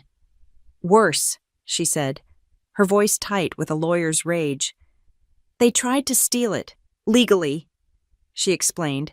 As part of her service, she'd placed a monitoring flag on the Pine Hollow parcel with the county clerk's office. That flag had been triggered an hour ago. "Someone," she said, "filed a quitclaim gift deed. It was a bare-bones, amateur attempt to transfer the property title from Sloan Carter, an unmarried woman, to a new entity called the Hale Family Trust." I felt my blood run cold. "I don't have a family trust." "Exactly," Dana snapped. "It's a garbage document, a fraudulent filing. The signature for you is a laughable, traced forgery. But here's the kicker. Sloan, the notary stamp on it is dated 3 years ago. They were trying to backdate the transfer, to make it look like you gave them the house long before the wedding. This was a new low. This wasn't family drama. This was a felony." "Who filed it?" I asked, my voice dangerously calm. "Your mother, Linda Hale. Her signature is on the filing application, clear as day.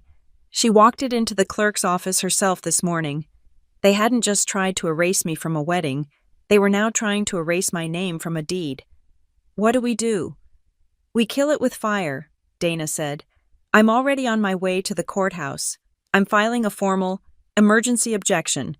I'm attaching the original, notarized warranty deed, the bill of sale, and a copy of their fraudulent filing. And I am explicitly noting for the record that this is attempted title fraud, filed by a party who has an active no trespass order against them for this exact property. The county clerk is going to reject their filing, shred it, and likely flag your mother for investigation." She was as good as her word. 2 hours later, an email landed in my inbox. It was a PDF of the county's official rejection. It wasn't just a no. It was a no with prejudice. The reason for rejection was listed in bold type. "Filing rejected. Potential violation of CRRS 18-5 102 forgery."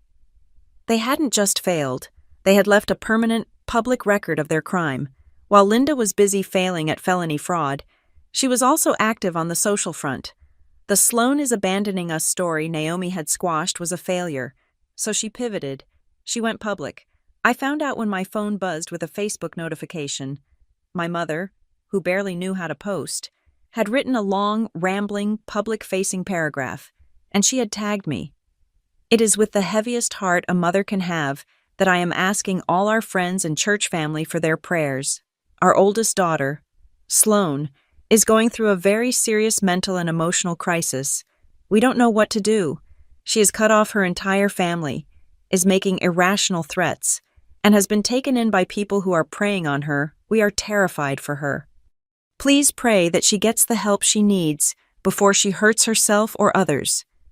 It was the Sloan is unstable narrative, weaponized for a public audience of her church friends and our distant relatives. I read it, and I felt the old, familiar sting of shame, but before I could even draft a reply, Naomi was there. She was my digital firewall. She didn't just comment, she replied directly to my mother's post, so everyone in the thread could see it. Aunt Linda, I find it fascinating that Sloane's mental crisis began on the exact same day she discovered you all committed mail fraud to exclude her from her sister's wedding. And her threats, do you mean the no trespass order she filed after Uncle Thomas assaulted her in her office lobby? For everyone else wondering what crisis Sloane is going through, here is a 10-second video of her loving parents being removed from her workplace by security. She attached the file. The raw, silent, 10-second clip from the Ridgeline lobby security feed. It was damning. It showed Rick Martinez separating my father from me. It showed my mother, crumpled on the marble floor. It showed them being escorted, like criminals, out the revolving door. The effect was immediate.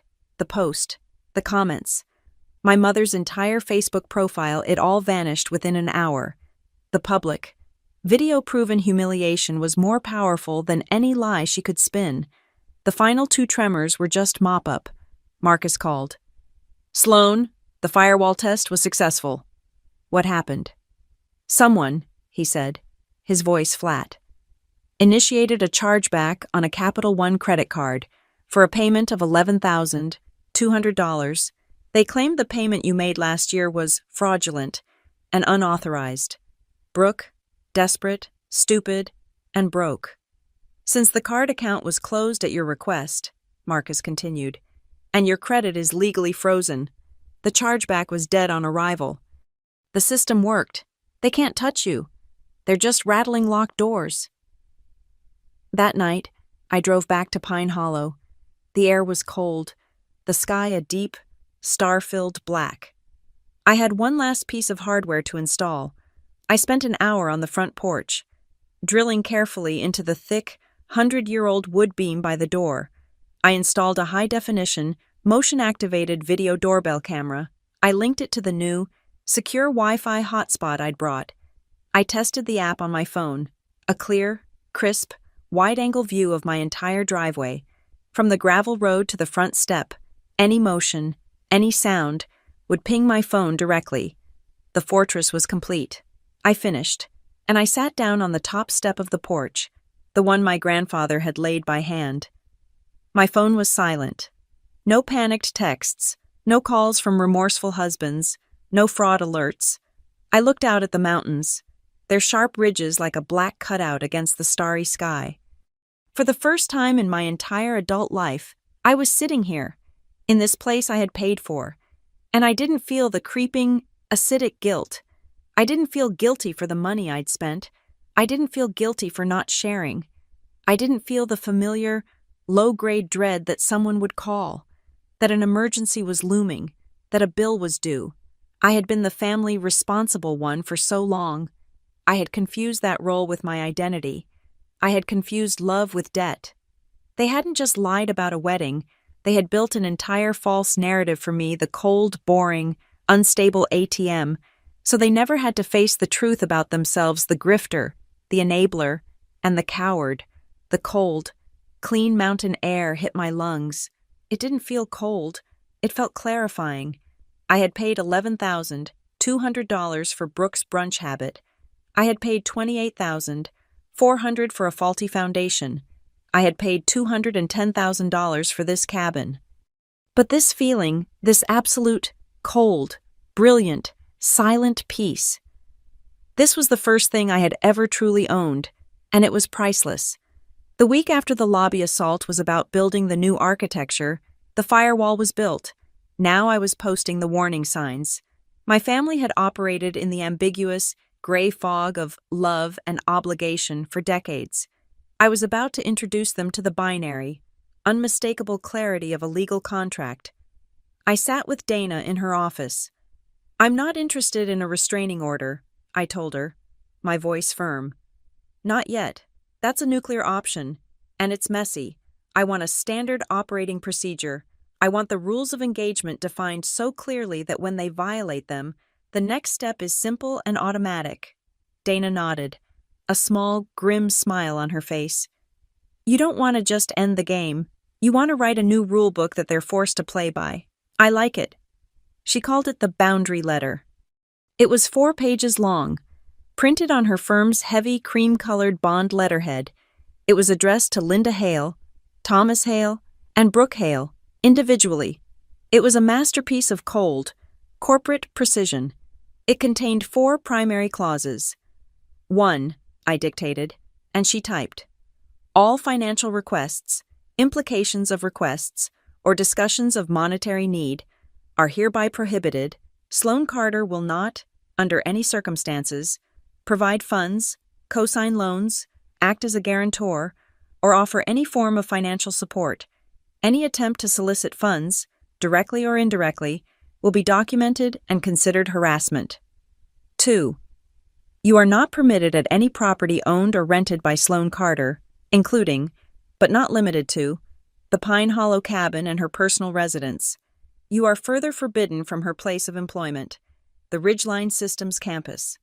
All unannounced appearances will be considered trespassing and/or harassment, and law enforcement will be engaged immediately, referencing the no trespass order already on file.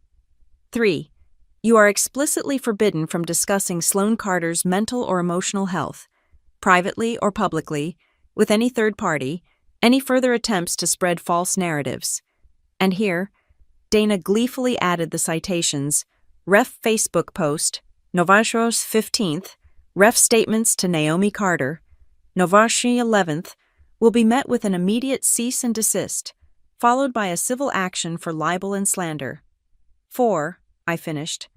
All future communication, if strictly necessary, must be conducted via written letter and mailed exclusively to the office of Dana Ortiz. Esquire, any attempt to contact Sloan Carter directly via phone call, text message, email, social media, or third-party proxy will be ignored, documented, and held as a formal violation of these terms. Dana slid the 3 originals across her desk. I signed the bottom of each. My signature was a clean, sharp, unwavering line.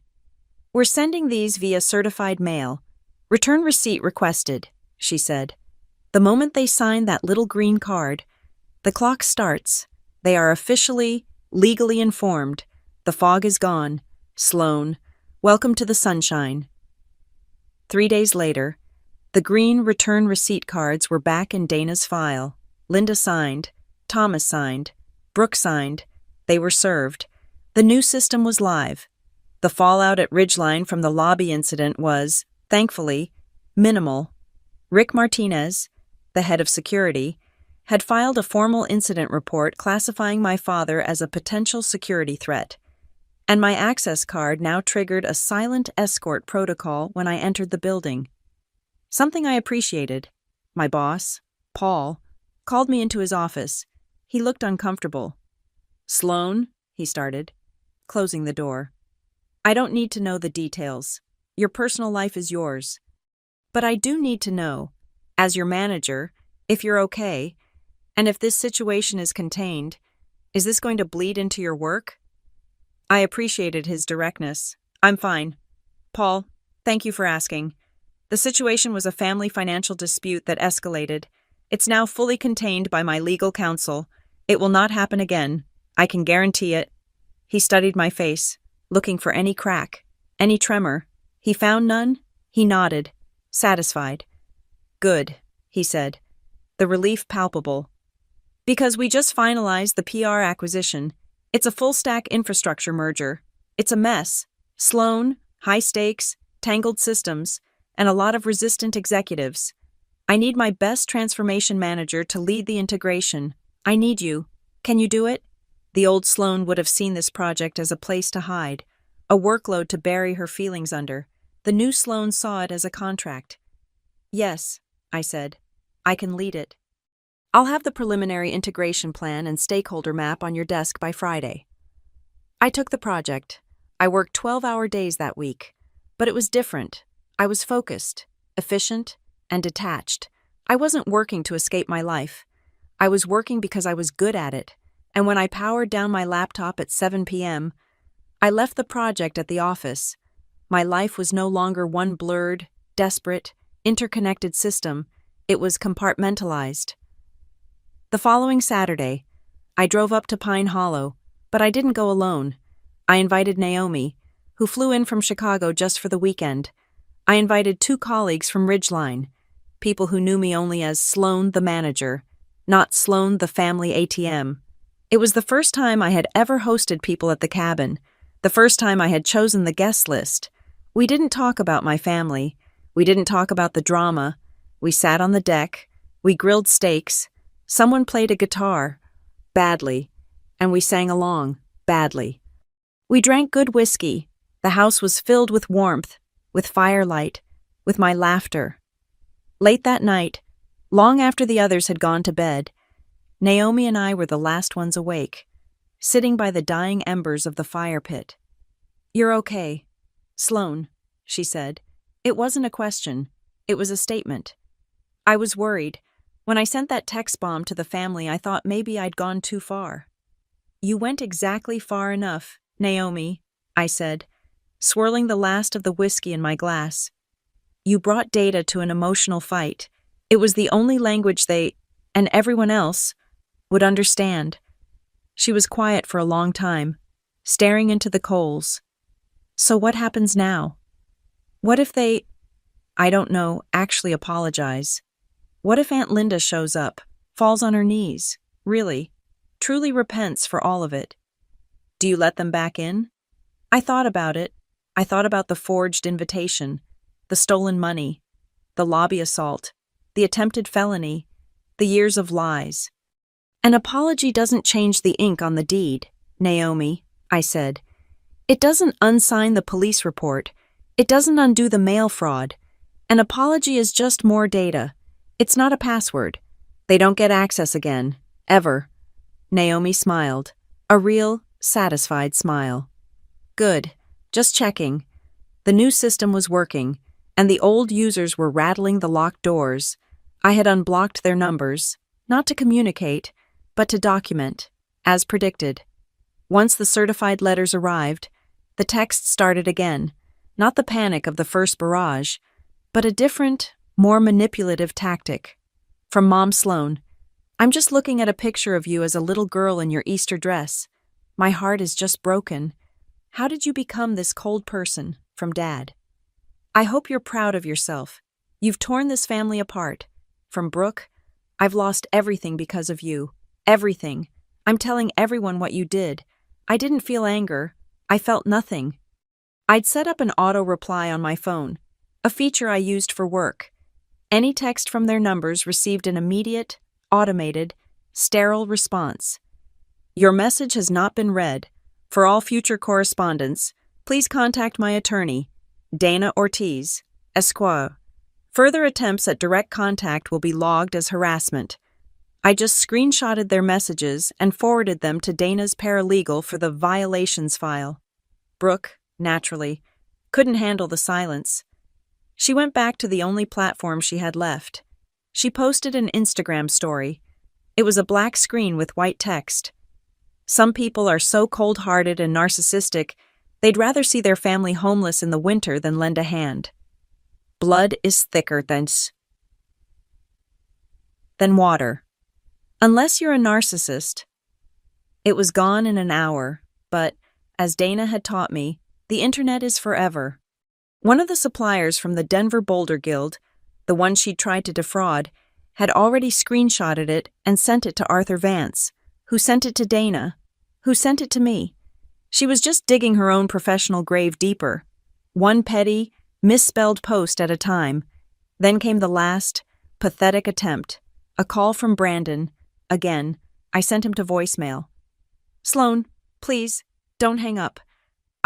I just need to talk to someone. She's not good. She's talking about suing you for emotional distress or something. I told her that's insane. I think I'm leaving her." His voice cracked. "I really am. And I wanted to maybe buy you dinner and apologize properly for all of it." He was a rat leaving a sinking ship, trying to jump onto mine. He wasn't just leaving his wife. He was trying to line up her replacement, to ally himself with the person who held the power. I texted him back. One message. "Brandon, I am not a bridge for you to walk across as you burn your old life, and I am not a character in your marital drama. Do not ever contact me again." I blocked his number, permanently. That night, I was back at Pine Hollow, alone. The integration project at Ridgeline was intense, and I needed the quiet. I was sitting on the deck, under the sharp, cold stars, reading a book. The scent of pine was like a cleansing balm. The new camera I'd installed was a silent, digital watchdog. I felt, for the first time since this all started, a sense of profound, impermeable peace. The quiet was absolute. My fortress was holding. Then my phone, sitting on the patio table, lit up. It wasn't a text. It wasn't a call. It was a push notification from the doorbell camera app. Motion detected at front gate. My heart didn't leap. It just stopped. It went cold. I tapped the notification. The app opened, connecting to the live feed. The high definition, black and white, night vision view flooded my screen. A vehicle was stopped on the gravel road, just outside my locked gate. It was an old, dark-colored SUV. A headlight was out. The left front fender was crumpled. It was my father's truck. I watched, my breath held in my chest. He just sat there, engine idling, his one working headlight cutting a bright, lonely cone into the darkness. He was outside the boundary. He was outside the line. Then, the driver's side door creaked open. My father, Thomas Hale, stepped out of the truck. He stood in the road for a long moment, staring at the cabin, a dark silhouette against the trees, staring right at the camera, though he didn't know it was there. My thumb hovered over the red Call 911 button in the app. My other thumb hovered over the microphone icon, the one that would let me speak. He just stood there, and then he took a step, and another. He walked right up to the new, heavy-gauge steel gate. He reached out and wrapped his hand around the cold, metal bar. He shook it. A hard, rattling jolt. He was testing the lock. I looked at the timestamp on the camera feed. 11:38 p.m. My father was shaking the gate to my property, in the dark, in the mountains, in violation of a legal notice. My thumb pressed the record button. The app confirmed live feed is now being recorded. I didn't move from the deck. I just sat there in the cold dark. I pressed the icon for the front porch light.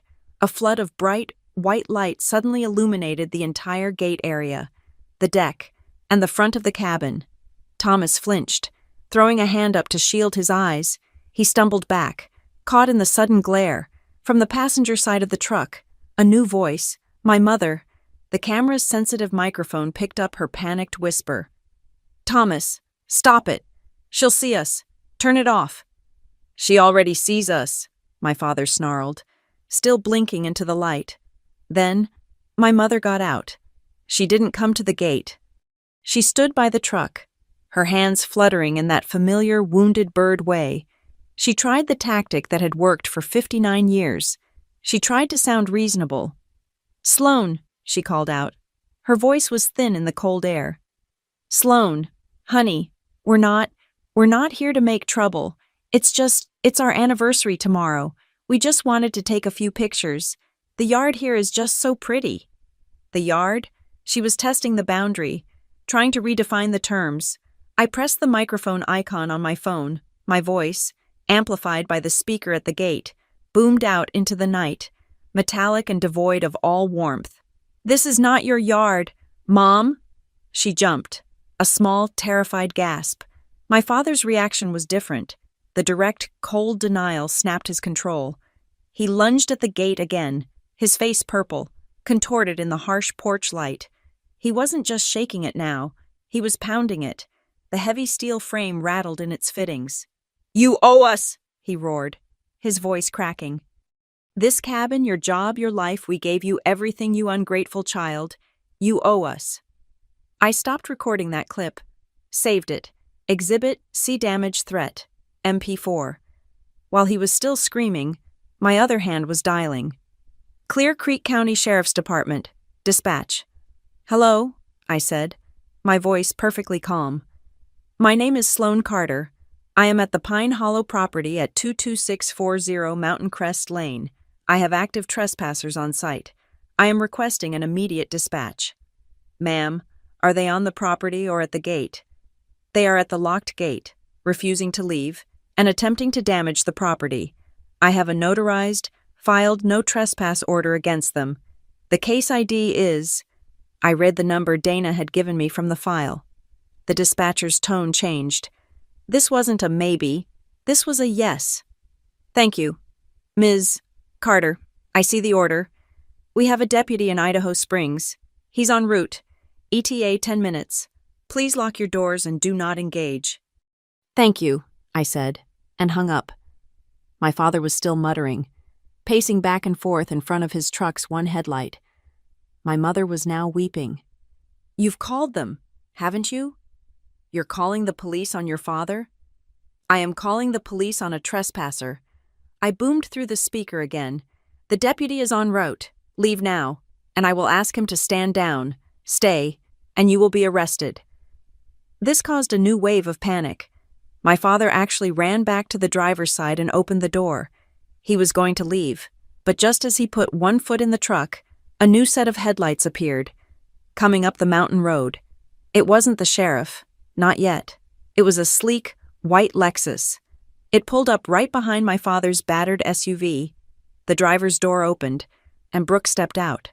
I stared at the camera feed, baffled. This was new. She wasn't in sweatpants. She wasn't crying. She was wearing a full-length, sequined, silver evening gown. Her hair and makeup were flawless. In her arms, she held a massive bouquet of white lilies and roses. "What are you doing?" Brooke snapped at our parents. "He's not here yet. You've ruined the shot." My mother whimpered. Sloan called the police. "The police." Brooke looked up at my brightly lit porch.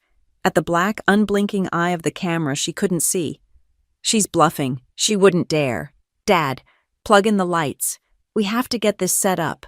And then, the passenger door of the Lexus opened. A man got out.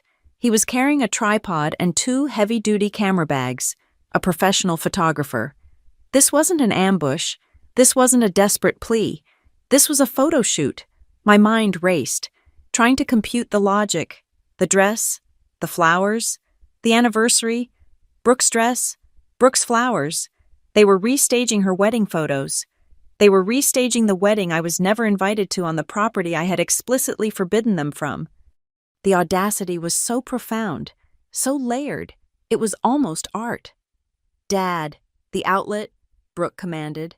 "I'm on it," my father grumbled. He went to the back of his truck and pulled out a string of fairy lights, the same kind that had been at the real wedding. He walked to the side of my gate, near the junction box for the keypad. He was fumbling in the dark. "Where is it?" "Sloan put one here," he muttered. He found it. The external. Weatherproof GFI outlet. Earl the locksmith had confirmed was on my property, tied to my breaker, the one I used for the electric weed whacker. He plugged the lights in. Suddenly, my fence. My fence was draped in a cascade of twinkling white lights. My camera feed registered it all. "Okay, Mark," Brooke said to the photographer. "Let's get the shot. I want the gate in the foreground, and the house, all lit up, in the background. Make it look, ours." This wasn't just trespassing. This wasn't just harassment. Dana, I whispered to the dark, you're not going to believe this. They were committing utility theft. They were violating the no trespass order, and they were manufacturing evidence photographs to perpetuate the lie that this was their family home. The photographer was setting up his tripod. Okay, Brooke, let's get Mom and Dad in first. A nice, warm anniversary shot by the gate. No, me first, Brooke insisted, preening.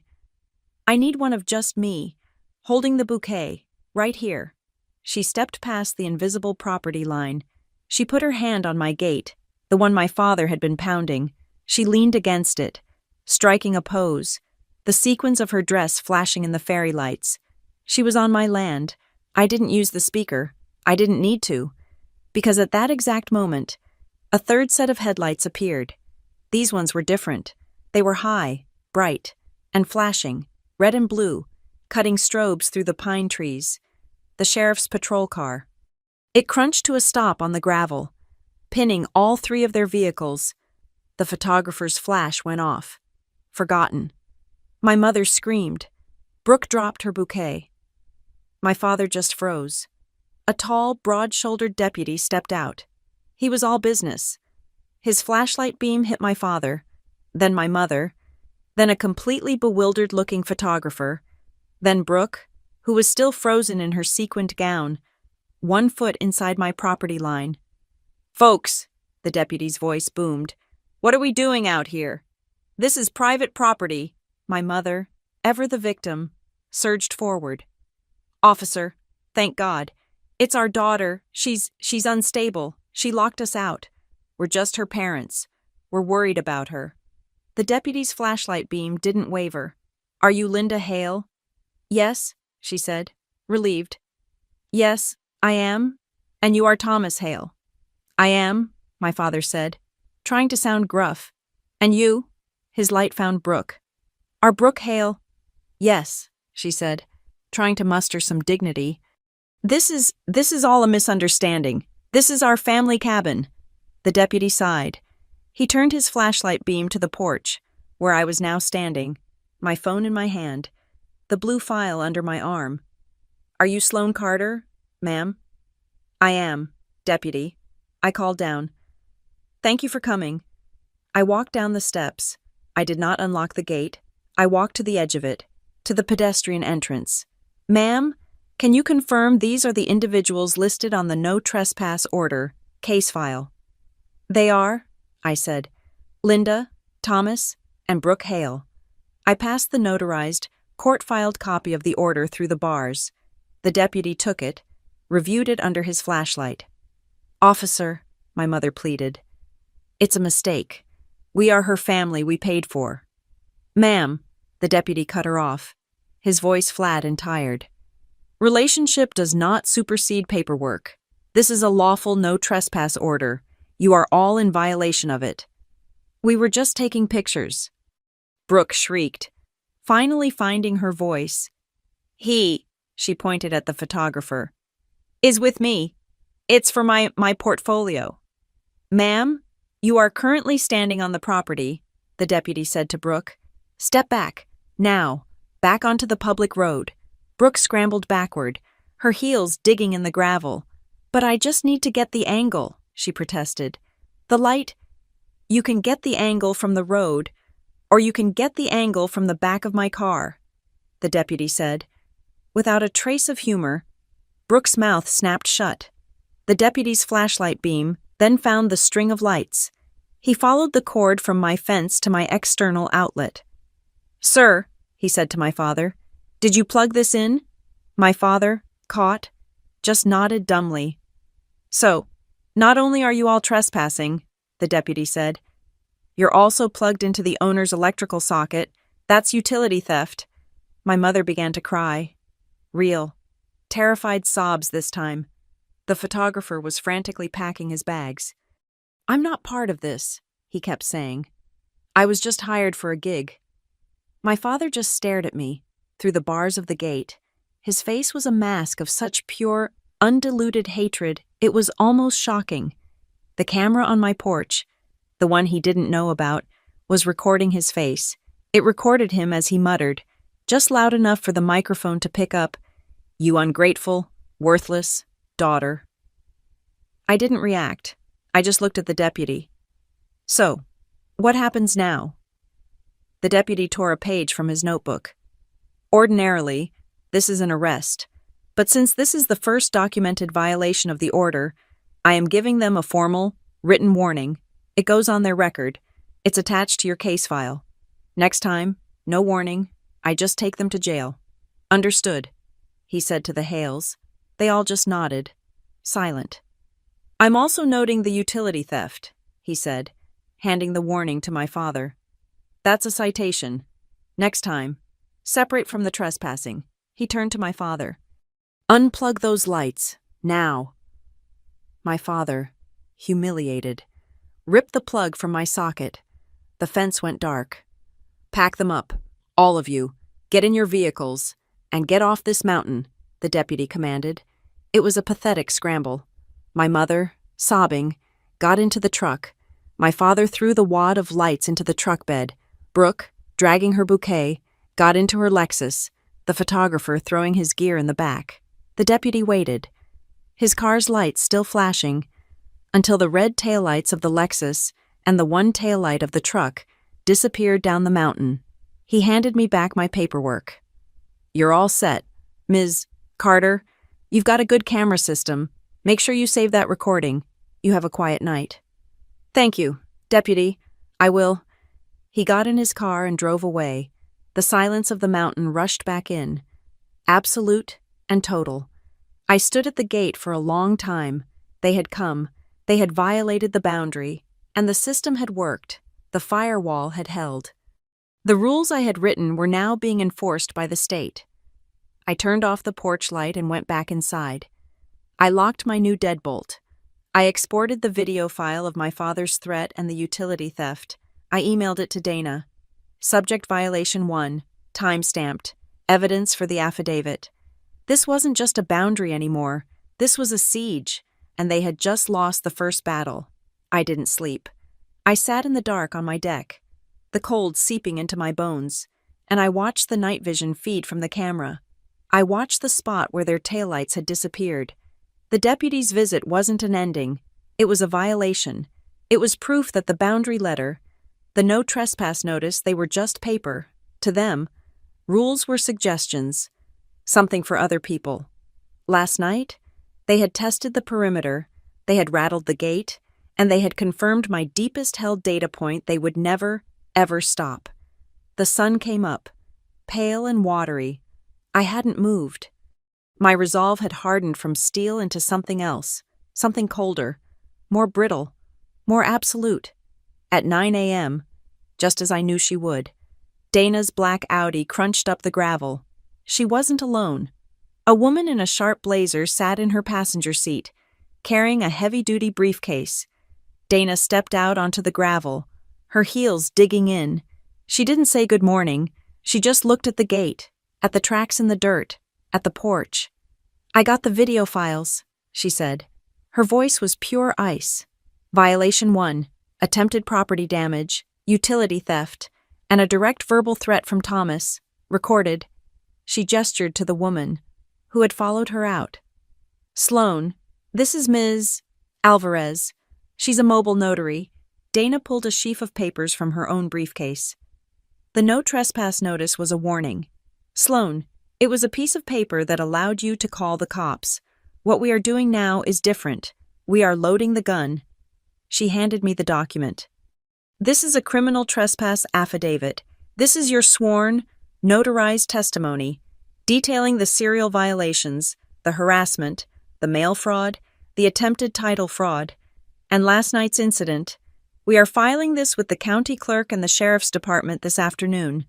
This isn't a warning anymore. This is a pre-signed criminal complaint. The next time you call 911, the deputy doesn't have a conversation. He doesn't give a warning. He simply checks the file, sees this affidavit, and arrests them. Period. No discretion.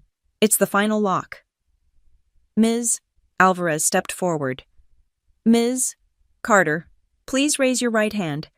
Do you swear that the facts contained in this affidavit are true and correct, to the best of your knowledge? I looked at the mountains. I do. I took the pen. I signed my name. My signature was a sharp, clear, unwavering line. Ms.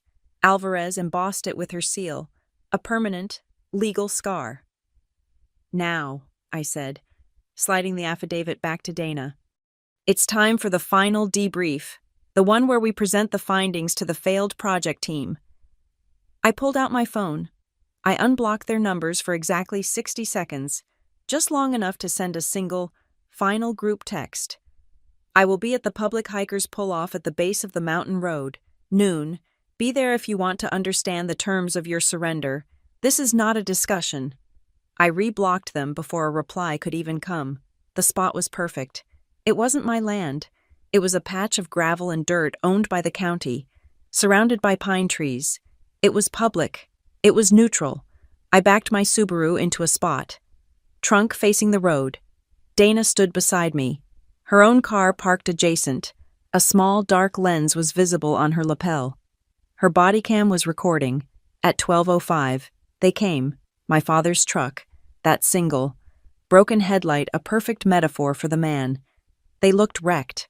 My father's face was a gray, stubbled mask of fury. My mother looked like she had cried herself hollow. And Brooke was in the back, behind the driver, her face hidden behind oversized black sunglasses, radiating pure, toxic silence. They got out. They stood 10 feet from my car. A hostile, broken triangle. "What is this? Sloan?" my father growled, his hands clenching and unclenching. "Another one of your games. Another trick." "No," I said. My voice was calm, clear. It carried easily in the thin air. "This is the final audit." I clicked the button to pop my trunk. I walked to the back of my Subaru. "You've been operating under a set of false assumptions," I said, my voice the one I used in boardrooms. "I'm here to correct the data." I reached into my blue file. Exhibit A. I dropped the thick, notarized deed for Pine Hollow onto the trunk's carpet. My name, my only name, purchased for $210,000 cash to save your house from foreclosure. Exhibit B. I dropped the stack of bank statements. The $11,200 for Brooke's credit card, the $28,400 for your foundation, the $2,900 and $1,450 stolen from my bonus, the $760 you, Mom, stole from that account after I said no. Exhibit C. I dropped the rejected fraudulent gift deed. Your attempt, Mom, to steal my house with a forged, backdated document, a felony. Exhibit D. The USPS mail fraud verification. Your conspiracy to ensure I never got the real invitation. Exhibit E. The boundary letter. The one you all signed for, the one you violated. And Exhibit F. I dropped the police report from last night. The official warning for trespassing and utility theft, the one that recorded your death threat. Dad. They stared, the physical evidence of their treachery, all laid out in the open. My mother's hand was at her mouth. You kept all this." "I'm the one with the spreadsheets, Mom," I said. "You've always been right about that. I keep records." I pulled out my phone. I hit play. Brooke's voice, giddy, drunk, and cruel, filled the quiet parking lot. "And thank God Sloan couldn't be here, right, Mom? Can you imagine she'd just be in the corner, judging everyone and telling them about her spreadsheets and her salary?" The audio clip ended. The silence that followed was absolute. Brooke flinched, the sound of her own voice hitting her like a physical slap. This was the moment. My mother's face crumpled. The last mask fell. She saw the full, comprehensive, undeniable truth. She took one stumbling step forward, her hand out. "Sloan, honey, I'm so sorry." "Stop." I held up my hand. The word wasn't a shout. It was a command. It was a wall of ice. She froze. "No, I did not come here for your apology. I am not interested in it." I looked at each of them, my gaze a physical weight. "An apology is for a mistake. You didn't make a mistake. I looked at Brooke. Made a choice. You? I looked at my mother. Ran a conspiracy. You? I looked at my father. Provided the threats, this was a long-term, calculated strategy of fraud, theft, and abuse. I reached into Dana's briefcase. I pulled out 3 large envelopes. I came here, I said, to end it. I walked forward. I handed one to each of them. This is your final notice. It is a copy of the criminal trespass affidavit. I signed this morning. It has already been filed with the county. It is active. This is not a negotiation. This is a notification. If you call me, if you text me, if you post about me, if you send a proxy, if you are seen by my cameras, that affidavit is triggered. I will not call you. I will not warn you. I will call the sheriff, and you will be prosecuted. Dana will see to it personally. We are done. Brooke, still hiding behind her sunglasses, finally spoke. Her voice was a low, venomous hiss. You are destroying this family. I looked at her, at the sister who had erased me, at the stylist who had tried to build a career on my assets. The family was already destroyed, I said, my voice dropping. You just destroyed me first. I didn't wait for her reply. I didn't need one. I turned my back on them. I walked to my car. I slammed the trunk. The sound was a gunshot. I got in. I started the engine. Dana was already in her car. I put the Subaru in drive. I didn't look at them, but as I pulled away, my rearview mirror caught the tableau. My mother had fallen to her knees in the gravel, her body heaving with sobs. My father, his face a mask of purple, impotent rage, punched the air, a hard, silent, meaningless blow, and Brooke yanked open the truck door, pulled out the wilted dead bouquet of lilies from last night's failed photo shoot.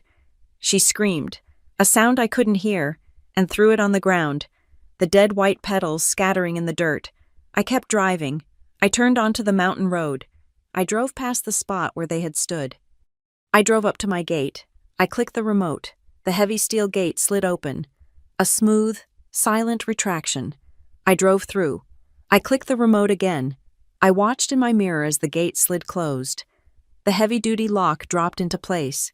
A final, metallic thunk. The sound of a vault ceiling. It echoed. Just once, across the pines. I parked my car. I walked up the stone steps, onto my porch. I unlocked my door. I stepped inside. I walked to the small wooden hook by the door. I took the single, solitary, heavy brass key from my pocket. I hung it on the hook. It chimed, just once, against the wood. One key. Mine. The sound was dry. It was absolute. It was the end. Thank you so much for listening to my story. I'm curious. Where in the world are you listening from? Let me know in the comments so we can connect. Please share your thoughts on the story. And if you haven't already, please subscribe, like this video, and support the channel by hitting that hype button so this story can be heard by even more people.